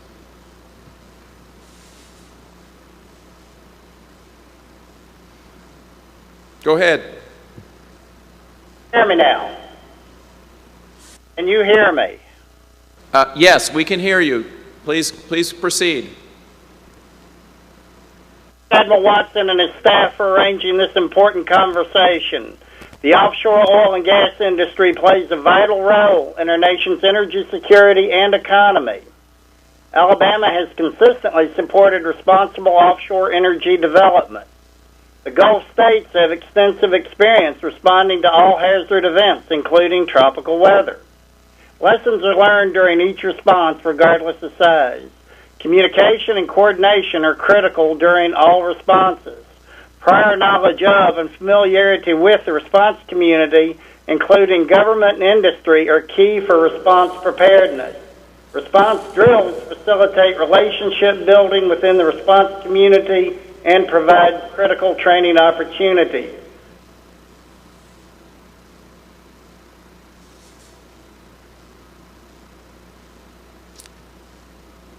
Okay, thank you very much, Steve. Any final remarks? That'll do it. Thank you. Okay, thank you very much. Next, I'd like to go to the state of Florida. Ms. Gwen Keenan is with the Florida Department of Environmental Protection. Gwen, go ahead. Good afternoon, Admiral and panel. Can you hear me? Yes, we can hear you. Please, go right ahead. Ready? Good morning, everyone. I'm Gwen Keenan. I'm the Director of Emergency Response for the Florida Department of Environmental Protection. On behalf of Secretary Vineyard and Governor Scott, we thank BSEE and all of the guests for the opportunity to participate with our partners in this extended preparedness and response discussion. The Gulf states not only live at the water's edge, but for the instance of this discussion, we live at the cusp where the National Contingency Plan and the National Response Framework meet. This discussion is particularly valuable to us to continue to discuss and define those intricate relationships and authorities. Florida has historically enjoyed good federal and industry partnerships.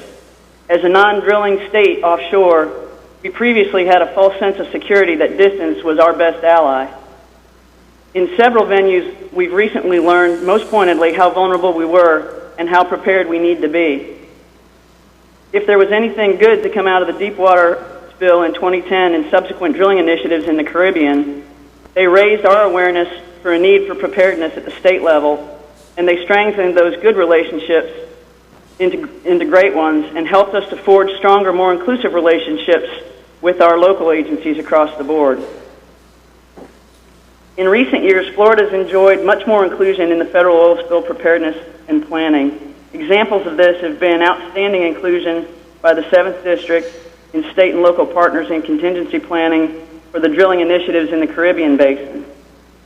Also, proactive notice by NOAA of the results of their remediation of underwater legacy environmental threats, basically historical underwater threats offshore, allowed us to prepare and include those in area contingency plans. We've also worked extensively with both District 7 and 8 to revise all the area contingency plans and the inlet protection strategy throughout Florida to improve our protection from threats and impacts offshore. And again, this forum here today is an example of that inclusion that we appreciate. Florida as a whole is striving to be more proactive in preparedness. We in DEP enjoy membership in the robust partnership of the Florida State Emergency Response Team. That extensive team of state and federal agencies continues to participate and plan for oil spill contingencies. For hurricane preparedness, this team is, no pun intended, well-oiled. We're now more in tune with the potential impacts that these storms can have on offshore facilities and the implications for the state and the need to work with partners to facilitate swift recovery to reestablish infrastructure and the ports for the sake of our economy and our environment. To that end, several agencies in the state review preparedness plans for the offshore facilities near our waters, improving the industry awareness of Florida's issues and Florida's awareness of the capabilities of the offshore industry. We've initiated a volunteer beach watch program for possible pollution sightings to engage community members that have vested interest in the health of our environment and to capitalize on the elevated awareness of the whole Florida community. Our immediate Office of Emergency Response is expanding its preparedness role to extended cooperative planning efforts with partner agencies, and we've improved training for our responders and the extended response community to both help prepare to respond for Florida and neighbors. This year, we in Florida will host the annual Clean Gulf Conference in Tampa from November 12th to the 14th. As part of an effort to be more proactive as the response community, this year's conference will focus not only on lessons learned from past spills, but will make a concerted effort to look ahead. The conference mega session will ask industry partners to look forward and brief the response community on where the industry is headed in technology, transportation, and exploration, and then subsequently ask them what implications those future directions may have for us in the response community and what we need to do to be ready to meet those challenges. Again, we look forward to meeting with many of the partners in that November forum. We appreciate continued inclusion of state and local partners in the federal and industry discussions, and particularly the opportunity to participate in this extended professional conversation today. Thank you. Thank you, Gwen. Our next speaker is from the state of Louisiana. Mr. Brent Campbell is from the Louisiana Office of Conservation. Brent? Yes, thank you. My name is Brent Campbell. I'm the Assistant Emergency Coordinator for Louisiana Department of Natural Resources. This agency is part of the Emergency Support Function 12, Energy during times of emergencies. Again, I would like to, on behalf of the Governor of the State of Louisiana and the Secretary of the Department of Resources, thank BSEE for putting together this forum and inviting the state to participate in this very important event. As you're aware, Louisiana has a tremendous amount of oil and gas related infrastructure in the coastal area as well as offshore. Although we have an extensive amount of experience with hurricanes, we're always seeking ways to improve preparedness, response, and recovery of those activities and facilities after an impact from a hurricane. And I think this is a perfect opportunity to do so is having forums like this. Again, I thank you for letting me speak. I'll be happy to answer any questions at the end of the period. Thank you. Okay, thank you, Brent. And finally, from the state of Texas, Mr. William Grimes, who's with the Texas General Land Office. Thanks, Director. My name is Bill Grimes. I'm the Training and Response Coordinator for the Oil Spill Prevention and Response Division, Texas General Land Office. This morning, I'm representing Greg Pollock, Deputy Commissioner of the Oil Spill Division, Gary Patterson, Texas Land Commissioner. We are the state coastal oil spill response agency and respond to approximately 650 spills annually with our federal response partners, the 8th District U.S. Coast Guard, and EPA Region 6. Like my state cohorts, we are also pleased to be able to participate in this information sharing forum and look forward to future coordination with all state and federal entities during significant meteorological events in the western Gulf of Mexico. Similarly, our Texas Department of Emergency has been actively engaged with a group of state entities that comprise the State Emergency Response Team this past year in revising all hurricane planning documents and annexes.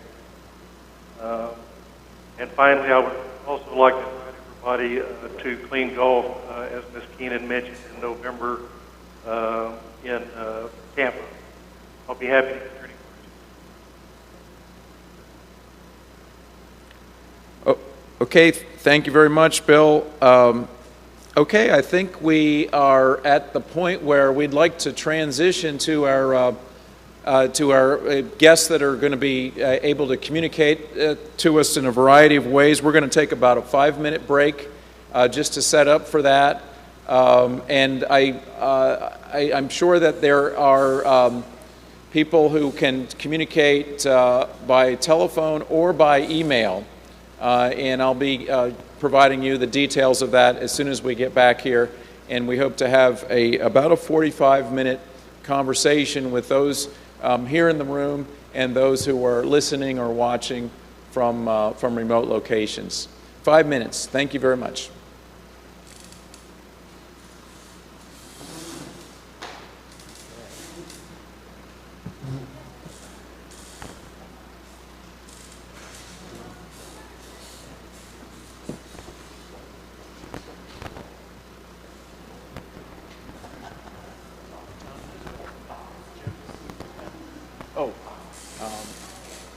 Out there somewhere. Just ask somebody.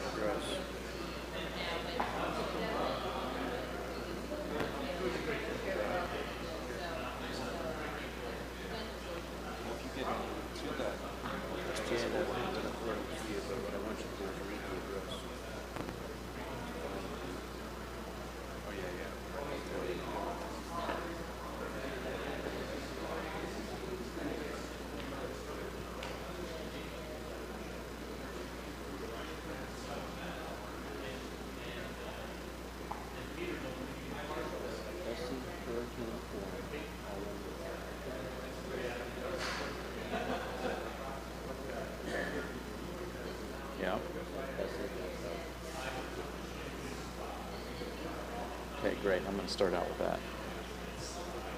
All right. Mm-hmm.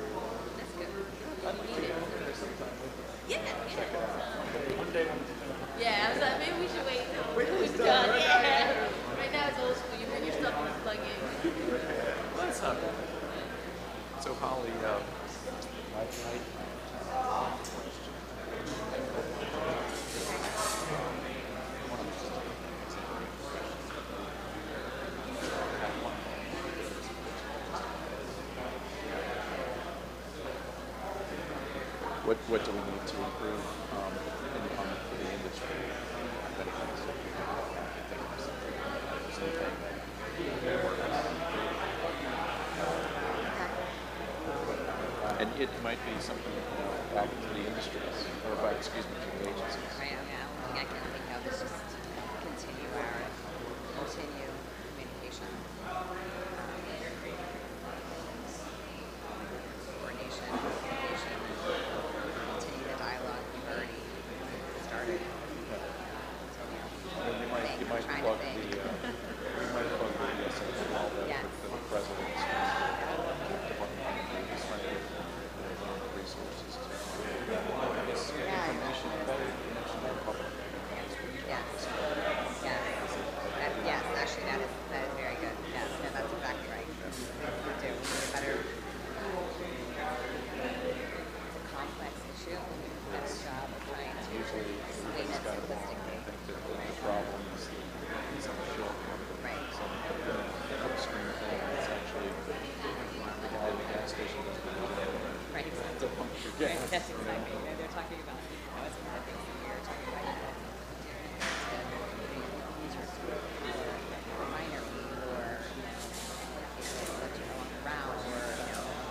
For delivery, you don't need the electricity at the gas station first. Right, exactly. We want to get the information. Right. Right. So I think that would be okay.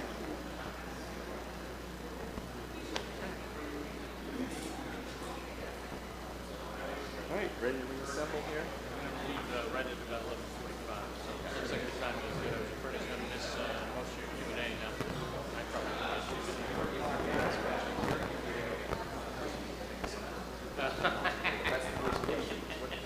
What questions?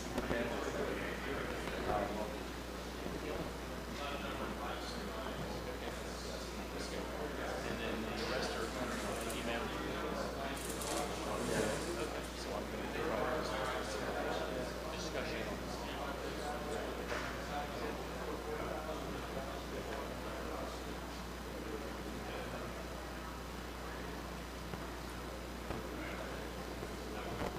Okay, why don't we see if we can reassemble here.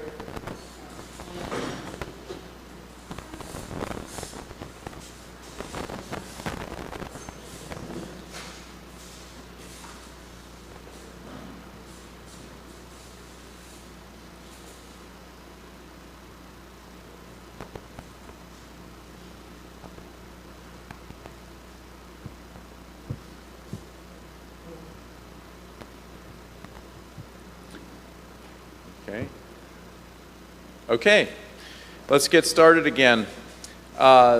Here's what we're going to do. Well, first of all, we do have an uncounted number of people that may be watching this via the web streaming technique, and I want to re-give them the email to send us questions. And as I mentioned, we'll try to do this for about half hour, 45 minutes, so there's plenty of time to draft up a little email, send it in to us. It'll come right here to me at the podium, and then I'll read it out.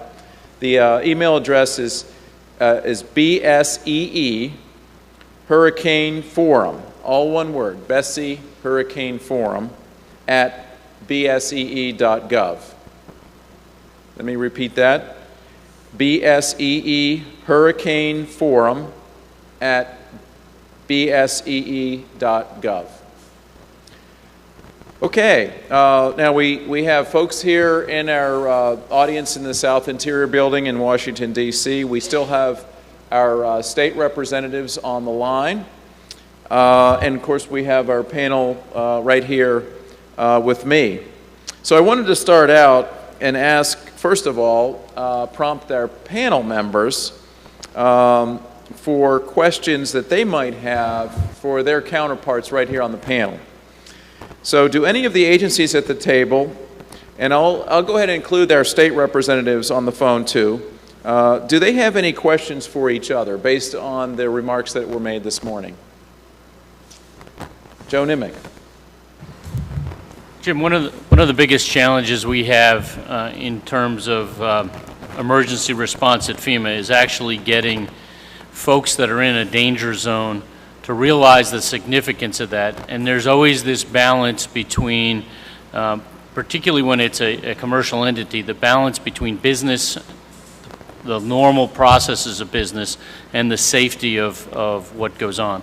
And as good as the National Weather Service is, often we're confronted when we ask for an evacuation or so, and again, I'm in my domestic world, but I think the same holds true in the offshore infrastructure with, I don't want to evacuate if it's not real. I want to wait till the last minute, and then problems occur. So I guess my question goes to API and to our DOE rep in terms of that tension that exists between, if you shut down the facilities, you really do have a major impact on the economy because the price of petrochemical products goes up. There may be shortages, but at the same time, you've got this safety factor, and I'm really looking to see if there's lessons learned there that I can take away, because our biggest challenge and where we receive the most deaths is people not evacuating when they've been asked to evacuate. Sure, great question, Joe. I think I'm going to actually have two people respond to that. First, Bill Bryan from DOE, and then Lars Herbst from BSEE, because I think they represent sort of the supply needs of the country versus the safety needs of the people working offshore. And I'll leave it up to BSEE to comment on when they actually, for the safety reasons, evacuate offshore. I will tell you that industry, and I can speak primarily to those on the onshore side, obviously safety for their personnel is first and foremost. And being able to do a graceful shutdown in the energy systems at refineries and so on and so forth is much better when it comes to starting back up, and really does shorten down the restoration time as opposed to waiting for things to go down due to the event. All right. But they've taken some steps within the industry to actually harden some of the facilities within that site to be able to keep a team there to monitor the events as it comes through. So they're able to do that restart a little bit sooner. Another thing they've been able to do in the oil industry is actually set up outside, almost kind of like mirrors the mutual assistance on the electric side, is they've learned that when these storms come through, their own people, such as the Coast Guard pointed out earlier, their own people are often impacted by the event. And so it's really difficult for them to be able to respond knowing that their family's in need and in need of support. So a lot of the refineries have done that same thing in the fuel side down in the Gulf. They've actually contracted with other companies or have mutual agreements with other companies that they will actually come in to do that graceful startup once an event comes through to to speed up that restoration timeline. You know, there's a period where, and just from our experience in working in this, you know, refineries can take a period of time. You know, they can be down a week, sometimes even 10 days before you really start noticing the impact because of the supplies that are on hand. And a lot of that varies on the time of year. A lot of that varies on the kind of fuel that's being produced right now, and then it gets back to the EPA waivers about using different types of boutique fuels during the off seasons. But it really are those very large events that we potentially could have some problems. So, but that's at this stage. I'll turn over to Bessie now to talk about how they go about doing the evacuation of the platforms. Great, Lars. Okay, what I'd add to that is that's really about T times for evacuation, and that can vary whether it's production or it's drilling operations. But those are well established within industry, so the T time, how long it takes to get a facility or a rig in a safe condition, or in the case of a dynamic position rig, to get it off location. So they're aware of how long that takes in each case, and each drilling rig is different depending on where they are in the well. It takes longer. The problems I think we've seen in the past is the hurricanes that form actually in the Gulf. Those are the ones that give difficulty for industry to react quick enough. Those that come from off the African coast, plenty of time to prepare and get that done. Some of industry has moved very far along on electronic systems, the SCADA systems, the supervisory control data acquisition systems. They can actually leave some systems producing, and when the hurricane force winds start approaching that facility, they can remotely shut those in from onshore where they mirror those SCADA systems. So it's well established. I think we really haven't had problems with that in recent years, except for the potential where storms evolve right on top of the facilities. Thanks, Lars. Any other panel members want to weigh in on that question? Okay, I have another question for the panel. And this has to do with communications. The question is, what more needs to be done to improve communication and coordination between our agencies and between the federal government and the states? So maybe I'll tee you up again, Bill, and then I'll actually be thinking about this, the folks on the line from the states, because I do want to get your input on this one. Sure. First, I want to key in on something Joe from FEMA mentioned earlier. And he made the comment that they don't have the authorities to do things offshore, or have this mission offshore. They're more focused within the states. And it prompted something in my mind that I thought would be interesting to bring up. Is we talked a lot about ESF 12, the Emergency Support Function 12. And a lot of in fact, these ESFs were stood up to support the national response function, and often, and rightly so, people associate these functions to Stafford Act events, you know, FEMA designated events. Where the president says, we have a state of emergency, FEMA gets involved, they activate the ESFs, and under the Stafford Act, we deploy and do what we do. But I will tell you that the ESFs, at least from the Department of Energy's perspective, is a structure and a function that can operate even outside of Stafford Act events. And I think that's important to state that. We don't need to have a Stafford Act event to utilize the structure that is put in place. It's a structure that works. It can always get better. And we're working very hard to make that function more robust within the Department of Energy. But getting to the specific question on information sharing, there are really, you know, we can't do this alone within the Department of Energy. There are three things that we definitely rely on our interagency partners to help us with along the way. One of those is collaboration and information sharing. You know, we recently had an interagency data working group. We convene one of these every year before an event just to make sure that all of our key partners that have data that feeds into our situational reporting and also feeds into the management decision chain are on tap and on target to deliver that data. And as technology changes, the means of getting that data changes. The means that we have to collect that and display that, visually display that, as well as validate that data and report that data.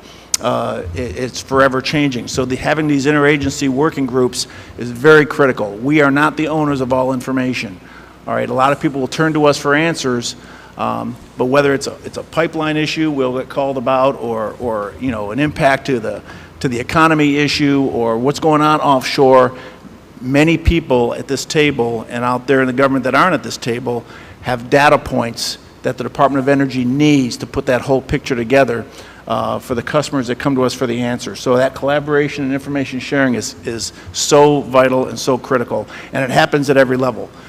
We have folks at the state level. In fact, going into the future, I will probably be the senior energy liaison in the field, at the field, trying to identify potential areas of problems that we have actually during an event. So that collaboration, information sharing is critical before an event occurs as well as during an event, and having those things in place. The second piece is analysis. All right, that data is critical, and the analysis that we do needs to at least be done under the umbrella of ESF 12. Like I said, we are not the brain trust for everything that's going on, but we are expected to provide that common picture for the energy industry and for the energy sector, whether it's electricity, oil, and gas. And that involves information coming in from our industry partners, as well as information being gathered from our interagency partners. And collectively, which is the reason why we're bringing all these elements together within our operations center, collectively we will do that analysis. And we will have a consistent government answer as far as what's happening. And there shouldn't be any surprises, and there shouldn't be any cabinet secretaries in conflict about what's being reported. It's just very critical that ESF 12 maintain and be held accountable to maintain that position of being able to report out the energy situation for the nation. And then finally, the communications piece, and that's making sure we communicate that message up as well as out, out to those consumers out in the field, out to the citizens, and also up the chain to our senior leaders and clear up to the White House. But again, the communication structure as is with the ESFs are in place under the National Response Framework. We need to utilize it, and all the ESFs need to be held accountable to manage that and produce. Thanks, Bill. Let me go out to our state representatives out there, and the question again is, what more needs to be done to improve communication and coordination between the federal government and the states?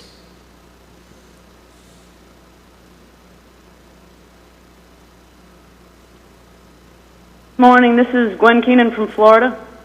Go ahead, Gwen. I think Rear Admiral Brown alluded to the old adage about the value of the plan is in the planning. And I think the improved planning that we have experienced in the recent years has really inherently improved the communications, because it's built those relationships, I think, even more soundly, and gotten us away from again, the adage of, you know, the time to exchange business cards isn't in the middle of the response. So I would go so far as to say, I think from the Florida perspective, we are enjoying some of the best interagency communications that we have ever, at least in recent history, experienced from the unified command concept being effectively implemented when it's needed. I think the biggest challenge for communications from our perspective is effective communications with local government and the public, particularly in the National Contingency Plan arena. By nature, the NCP tends to be top-down, and NRF is bottom-up, and sometimes I think that creates a public messaging challenge. So I think that's, for Florida, that's our significant place to work on, is building better communications with our local governments and our public. Thanks, Gwen. Joe. I want to build on the planning aspect and go into the exercising aspect, because while you develop good relationships and better communications through planning, your best bet is to either exercise it. And from a hurricane perspective, there's probably no better or better exercised event than hurricanes. Starting with the President of the United States holds a hurricane exercise that he personally participates in. Just earlier this week, we were at the White House to do a cabinet level hurricane exercise. Department of Defense in the state of Florida conducted a major exercise about hurricanes. We go out to every governor and we talk to them, so that this understanding that it is not just during the event, but it's continual refreshing of that communications is the only way you're going to keep it alive and active. And to build on Bill's point is, and what I hope came across is, the ESF structure, the National Response Framework, is there no matter whether it's a FEMA-led or not. and FEMA can coordinate or support for other entities through that ESF structure. It exists from the federal perspective to help the states in any type of a major event, including forest fires, droughts, and while the National Contingency Plan mirrors the National Response Framework for the offshore, an event where pollution does exist, during the BP oil spill, the NRF, the ESF stood up to be able to take the other aspect of that, of what was happening at the states, because of that good communications we've got with the states. Great. Yeah, go ahead, Pete. Yeah, this is Pete Brown from the Coast Guard. One other thought with regard to data and communications is that I think it's incumbent upon us, the organizations represented here, to start to move toward more sophisticated measures. We tend to gravitate, for a variety of reasons, toward what I'd call first-generation measures, tallies. We count things, where the real impact and the quality of the response is really measured in throughput, whether it's throughput of energy flows, whether it's transportation of people, transportation of goods. So I think we can organizationally work toward improving our data measures so that they really tell the story and don't create a misleading picture of, well, we need to work over there because we only have 3 of 20 facilities up and running. Yeah, but if we did this over here, those 3 of 20 would produce 50% of the desired capacity. That's a great point. Jim, it really builds on a point that Bill made before, which is that common operating picture. And as soon as that becomes distinct to different entities, communications breaks down. It's going back to allowing a single entity to develop that, have the proper metrics that we all understand from that common operating picture. Because if the state or industry is looking at a different set of criteria, I guarantee the communications will break down. Good. Cynthia. 2 thoughts going back to Hurricane Sandy. The first with respect to how states can work better together with the federal government. One thing that came up during that period, and it was less in my role as the overseer of the pipeline program and more the hazmat program, was that a number of different states had laws that applied to the transportation of fuel that needed to be waived in a very quick way. And we were able to do it, frankly, because of personal relationships we had with people in those states. It would be good if, in advance of a hurricane, the states were to begin to look at their own laws and think about the kinds of effects that might happen and identify those rules and laws that might need to be waived in order to ensure that the product continued to move to the people as quickly as possible when they needed it. A second is following up a little bit on Bill's comments about some of the aftermath of Superstorm Sandy, and that is, there were a number of questions that came to us with respect to the pipeline infrastructure and the fact that there was not oil and gas available on the ground in some of those states. And some of the information is information that we were able to obtain by talking to our industry partners on a quick basis. But now that we're beyond that, I would hope that we could begin to put together some sort of a map that talks about the abilities of the infrastructure to carry oil and gas, what the refineries are doing, and to have that someplace, and I don't know if it's the Department of Energy, perhaps it is, it's available to folks so that if an emergency does occur, we know what facilities, when there's effect, where we really need to fill in the gaps. We were doing that, as things were happening during that incident. It would be good to have that stuff in the can and ready to go across the country. Yeah, if I can add to that, Bill Brown again with the Department of Energy. Certainly during Sandy, there was a lack of situational awareness on the ground for fuels. And there were several people trying to get in the business of finding out that information, and it was very disjointed. We've taken several steps to try to identify key validated, and that's an important piece, validated data sets on the availability of this information. And I come from an analytic background, and I've been used to looking at streams of satellite data. And for those who've ever done that, it can put you to sleep in a heartbeat when you look at reams and reams of paper and pull out golden nuggets, right? But a data point is a data point. And there is not one perfect database out there that's going to give us all that information we need that's validated and trusted. But we have to piece them together. And we've made some attempts, and we've made some strides in identifying some of those data sets. And a lot of those data sets were brought to our attention by members of our interagency partners. That said, we got a piece of this. Another one said, we got a piece of that. And so we're investing our time and energy to bring those pieces together to have that situational awareness on fuels much better than we did before. And the other comment I will add also to chime into what my colleague mentioned were the state regulations for fuels. I can tell you that there was plenty of fuel available during Sandy. The issue was that regulations, legislation such as anti-gouging laws written for good reason actually prohibited fuel from getting delivered into the states. So I would say in the Gulf Coast, the states, look at your regulations and look what you have in place that could ultimately limit or prohibit you from receiving help from outside, and look at what you need to put in place ahead of time to maybe waive some of those or put some parameters around those kinds of laws to allow fuel to come in a shortage situation. Thanks. I want to, we do have an audience right here, including members of the press, so I wanted to put you all on the spot here and answer any questions that you may have for our panel. Yeah, go ahead. Please come up to the microphone. We have one on each side of the room. Hi, everybody. I'm Brian Hansen from Platts here in town. On this same subject of waivers, I'd invite Holly from API to comment on this. You said during your remarks that there were a number of regulations that you thought would help, could be waived and would help the industry to better ramp up and respond to storms. And if I could take a second bite of the apple while I'm up here.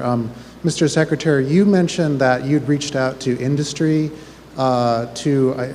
forgive me if I got this wrong, but I thought you said something like industry representatives were going to come and work with you in your emergency operations center. I wonder if you could elaborate on that. Thanks. Let's let Holly go first. Holly, push the button.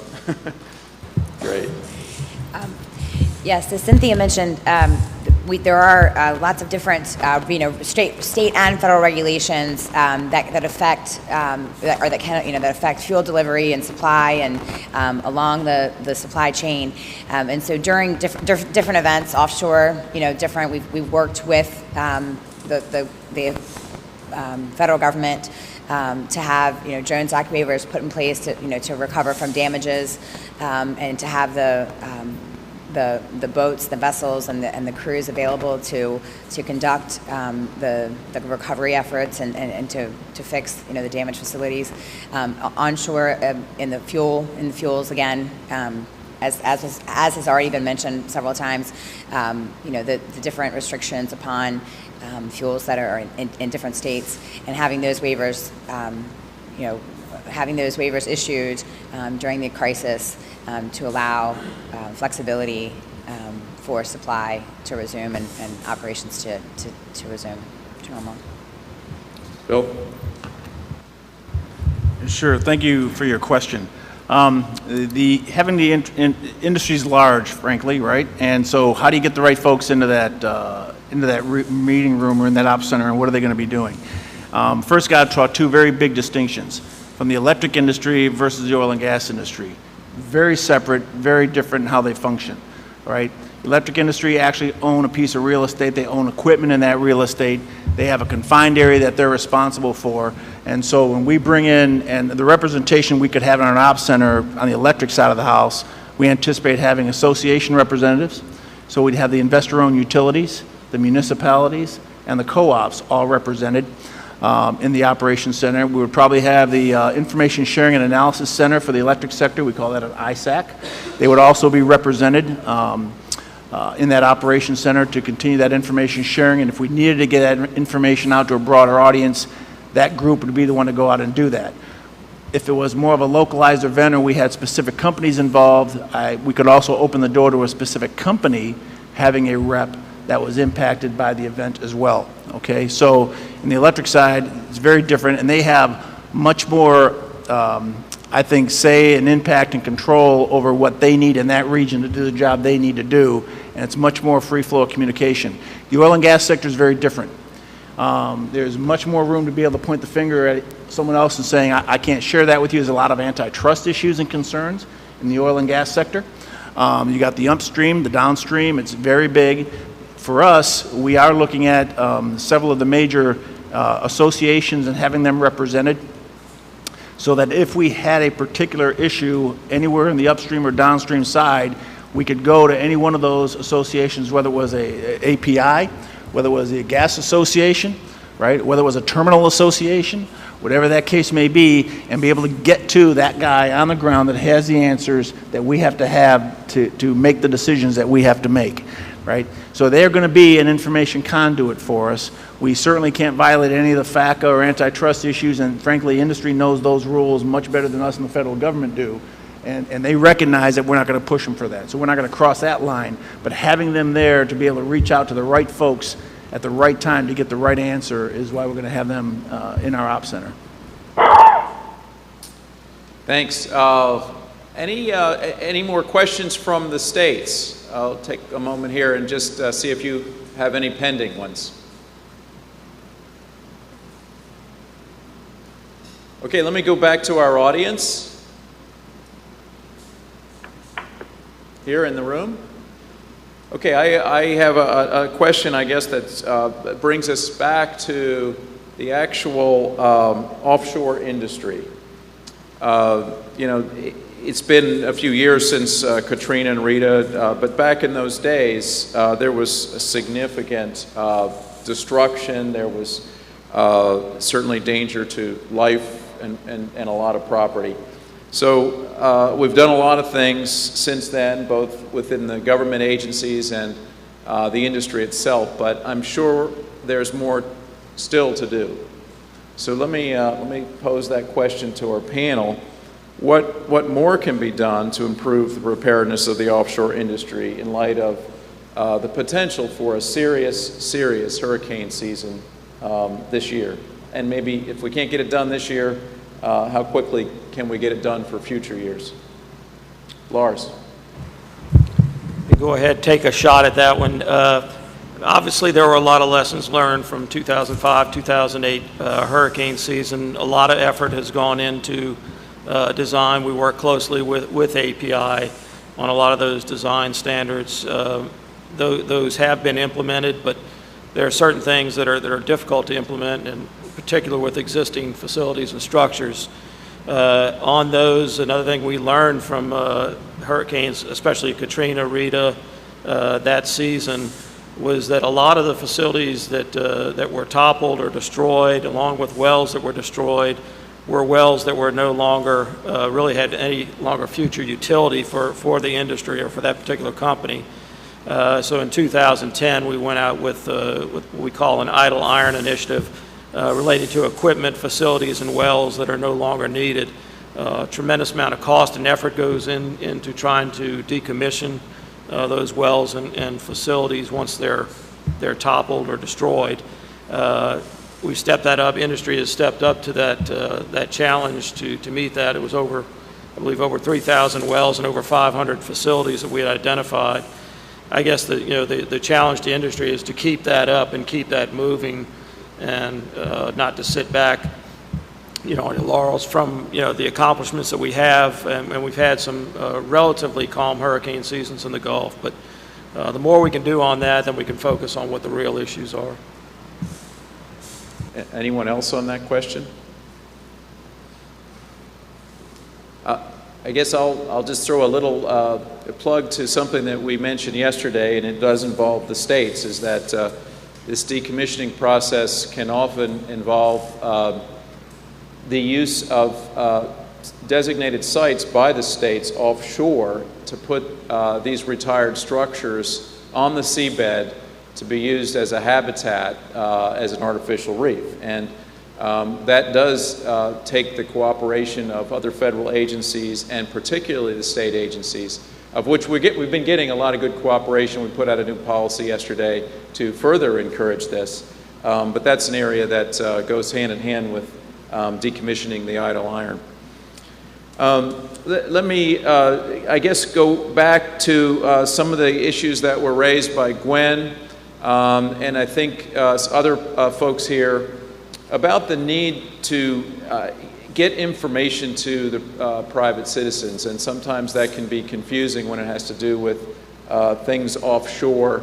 Offshore activities in general, I think, are largely unknown to the public, and yet whether it's a ship offshore at sea or a drill rig or a production platform or the pipeline infrastructure, how can we improve our communications with the public? I think there is a yearning to know what's happening when they see these big red things on their screens going across what will probably be communicated to them by the media as 20% of the production of the United States. So let me open that up for anybody's comments. We're doing a couple of things within the Department of Energy to help local communities and states. We actually have worked with each state to develop an energy assurance plan to help the states better prepare for these types of events.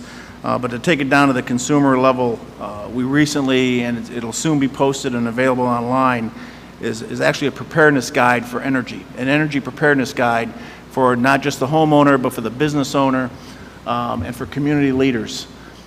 One thing that was very clear to us when we were on the ground after Sandy, where community leaders really did not know how to prepare their community for an energy disaster. And so this guide is, we've taken quite a large effort to put it together. We kind of wanted to use ready.gov, but we couldn't do that because FEMA took that website. So, but we're kind of mirroring something like that, and we will have get that URL out as soon as we get it completed. Right now, it'll probably be energy.gov as the energy website, and it'll probably be /ready, but something along those lines. But we're just doing the final look at the material, and it'll be a good, to some, it would be a common sense checklist, but I will tell you that a lot of people just don't think about this. A lot of business owners don't think about this. People assume that they'll be without power for maybe a few hours. In fact, a recent survey by Pepco here in Washington, D.C. to its customers, and they asked the customer, in a major significant disaster, how long do you think you'll be without power? And the survey came back and said 8 hours. That's what most people felt was a significant amount of time. So they're not prepared, they don't think it's going to happen to them. So putting out this guide we think is going to be helpful. We're also taking advantage, working with FEMA, of a Presidential Innovative Fellow to help us look at what we're designing as being an energy application for smart devices. And this energy app, we're looking at this app being able to do multiple things for a customer. An individual will be able to look and actually help in the assessment process by taking photographic images and having those images geolocated from their smartphones of downed power lines or trees or where there's damage, and you'll be amazed at how quickly that will enhance restoration. With the advent of smart grid and smart metering, some elements of the industry are having much more situational awareness when things happen, but there's still a large segment of the utility industry that does not know there's a problem unless you pick up a phone and call them. And they don't know the extent of the problem unless they can see it. And so it takes time to get people out there to see that. And they're taking resources away from restoring to going out and doing assessments. So we're looking at developing an app that the consumer can use to help speed along that restoration process. Thanks, Bill. Holly, maybe I could put you on the spot. Let's focus on the offshore, the very much upstream. How do we communicate better on what's actually happening out there? Yeah, so API, we actually do have a hurricane preparedness and response webpage that that's online and on our api.org site. And on there we have a hurricane fact sheet that talks about the refining capacity in the Gulf of Mexico pipeline, also the oil and gas production information, and all of the different segments of the upstream industry that are affected or can be affected during a storm. So also we have listed our standards that we have produced to improve structural design and met ocean data, et cetera, as we've mentioned earlier, improve moorings, et cetera. So we do have that information available and posted. Obviously, the oil and gas industry and production, and as well as the supply chain and delivery of fuels, is a complex issue. We do need to do a better job of simplifying it for the consumer and communicating it in a very simple fashion that the general public can understand, and we can help us communicate the issues better. We've been working with all of our partners, the federal government as well as the state governments. API has state petroleum councils that work in all of the state, with 33 states, and we work with our state partners as well to ensure, again, that we are communicating and cooperating amongst state, federal, local agencies and governments. Okay, thank you. Anybody else on that one? Yes, Nadia. Bill seemed to touch on this a little bit with the app you're developing, but I'm interested in hearing what the other agencies are doing to sort of harness the opportunities and the challenges with social media and other modern forms of communication. Social media. We've got some initiatives going on, I know. Who wants to go first? Go ahead, Cynthia. Well, we are very happy that we got a Twitter account earlier this year, and we are using it to send out our message to all of our constituents, and I highly recommend it to everyone on this panel. I feel like we've done a much better job of reaching all sorts of people as a result of that. So it's a great opportunity to use it in the hurricane context.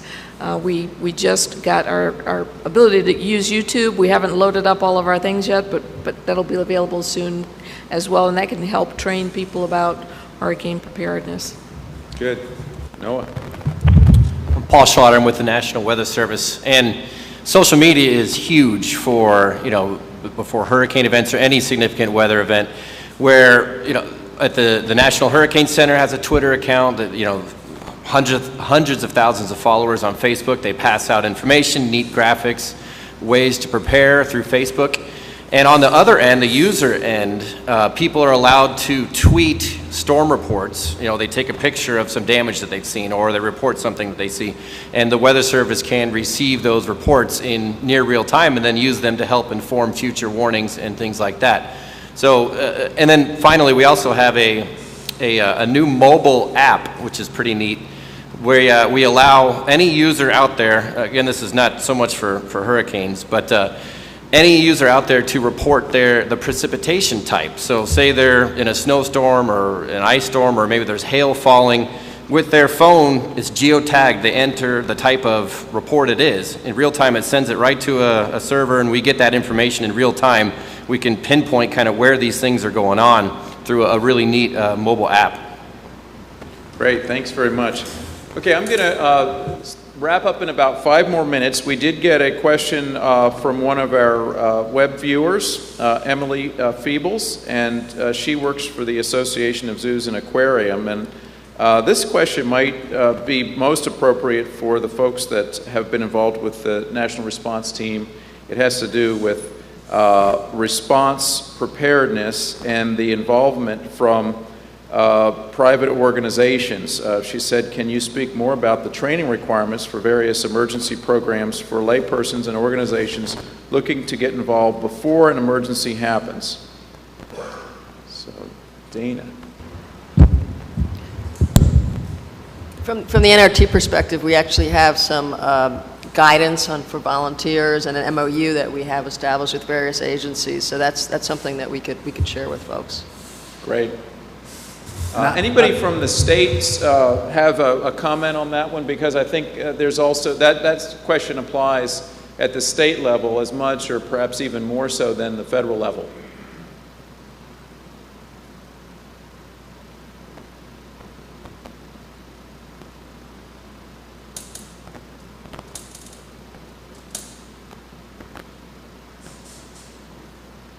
Okay, let's see. Bill? I have a comment, yes. I'm sorry, Joe had to step away from FEMA. This is Bill Bryan with the Department of Energy, but I know that FEMA has established a FEMA Corps made up of volunteers that proved very valuable, certainly during Sandy. It was an effort that was fairly recently stood up within the last couple of years, I believe. And I know they will take and train volunteers to support FEMA. These folks were very critical in helping during Sandy, for example, running medicines to elderly people, running water up and down high-rise apartment buildings where there was no elevator to get critical supplies and needs to people in need. So there is a valuable function for that Corps volunteer. I know in the city of Hoboken, I witnessed it myself, where a Corps of volunteers showed up and every one of their fire departments were flooded. Every one of their substations were flooded. They had no emergency response capability, but these volunteers showed up and said, what do we need to do to clean this place out so you can get back up and running just as soon as you can? And it was all volunteers. So I would certainly, at least at the federal level, reach out to FEMA, look at their website, and check out the FEMA Corps. And I guess I might just add that the Coast Guard has a very dynamic and long-standing Coast Guard auxiliary that is made up entirely of volunteers, and they do focus on offshore and near coastal type of volunteer work, including environmental response. So that's another area, if you're interested in volunteering, that you could look into as a private citizen. Well, we've come very close to the end of our time period. Any final remarks or comments or questions by any of our panelists? Yes, sir, Jim. Yes, I'd like to add one more quick comment about social media. We operate the nation's earthquake program, and believe me, the social media has totally transformed the way we communicate with people about earthquakes. Thank you. Any other questions from folks in the room? Okay, final comments or questions from anybody on the phone?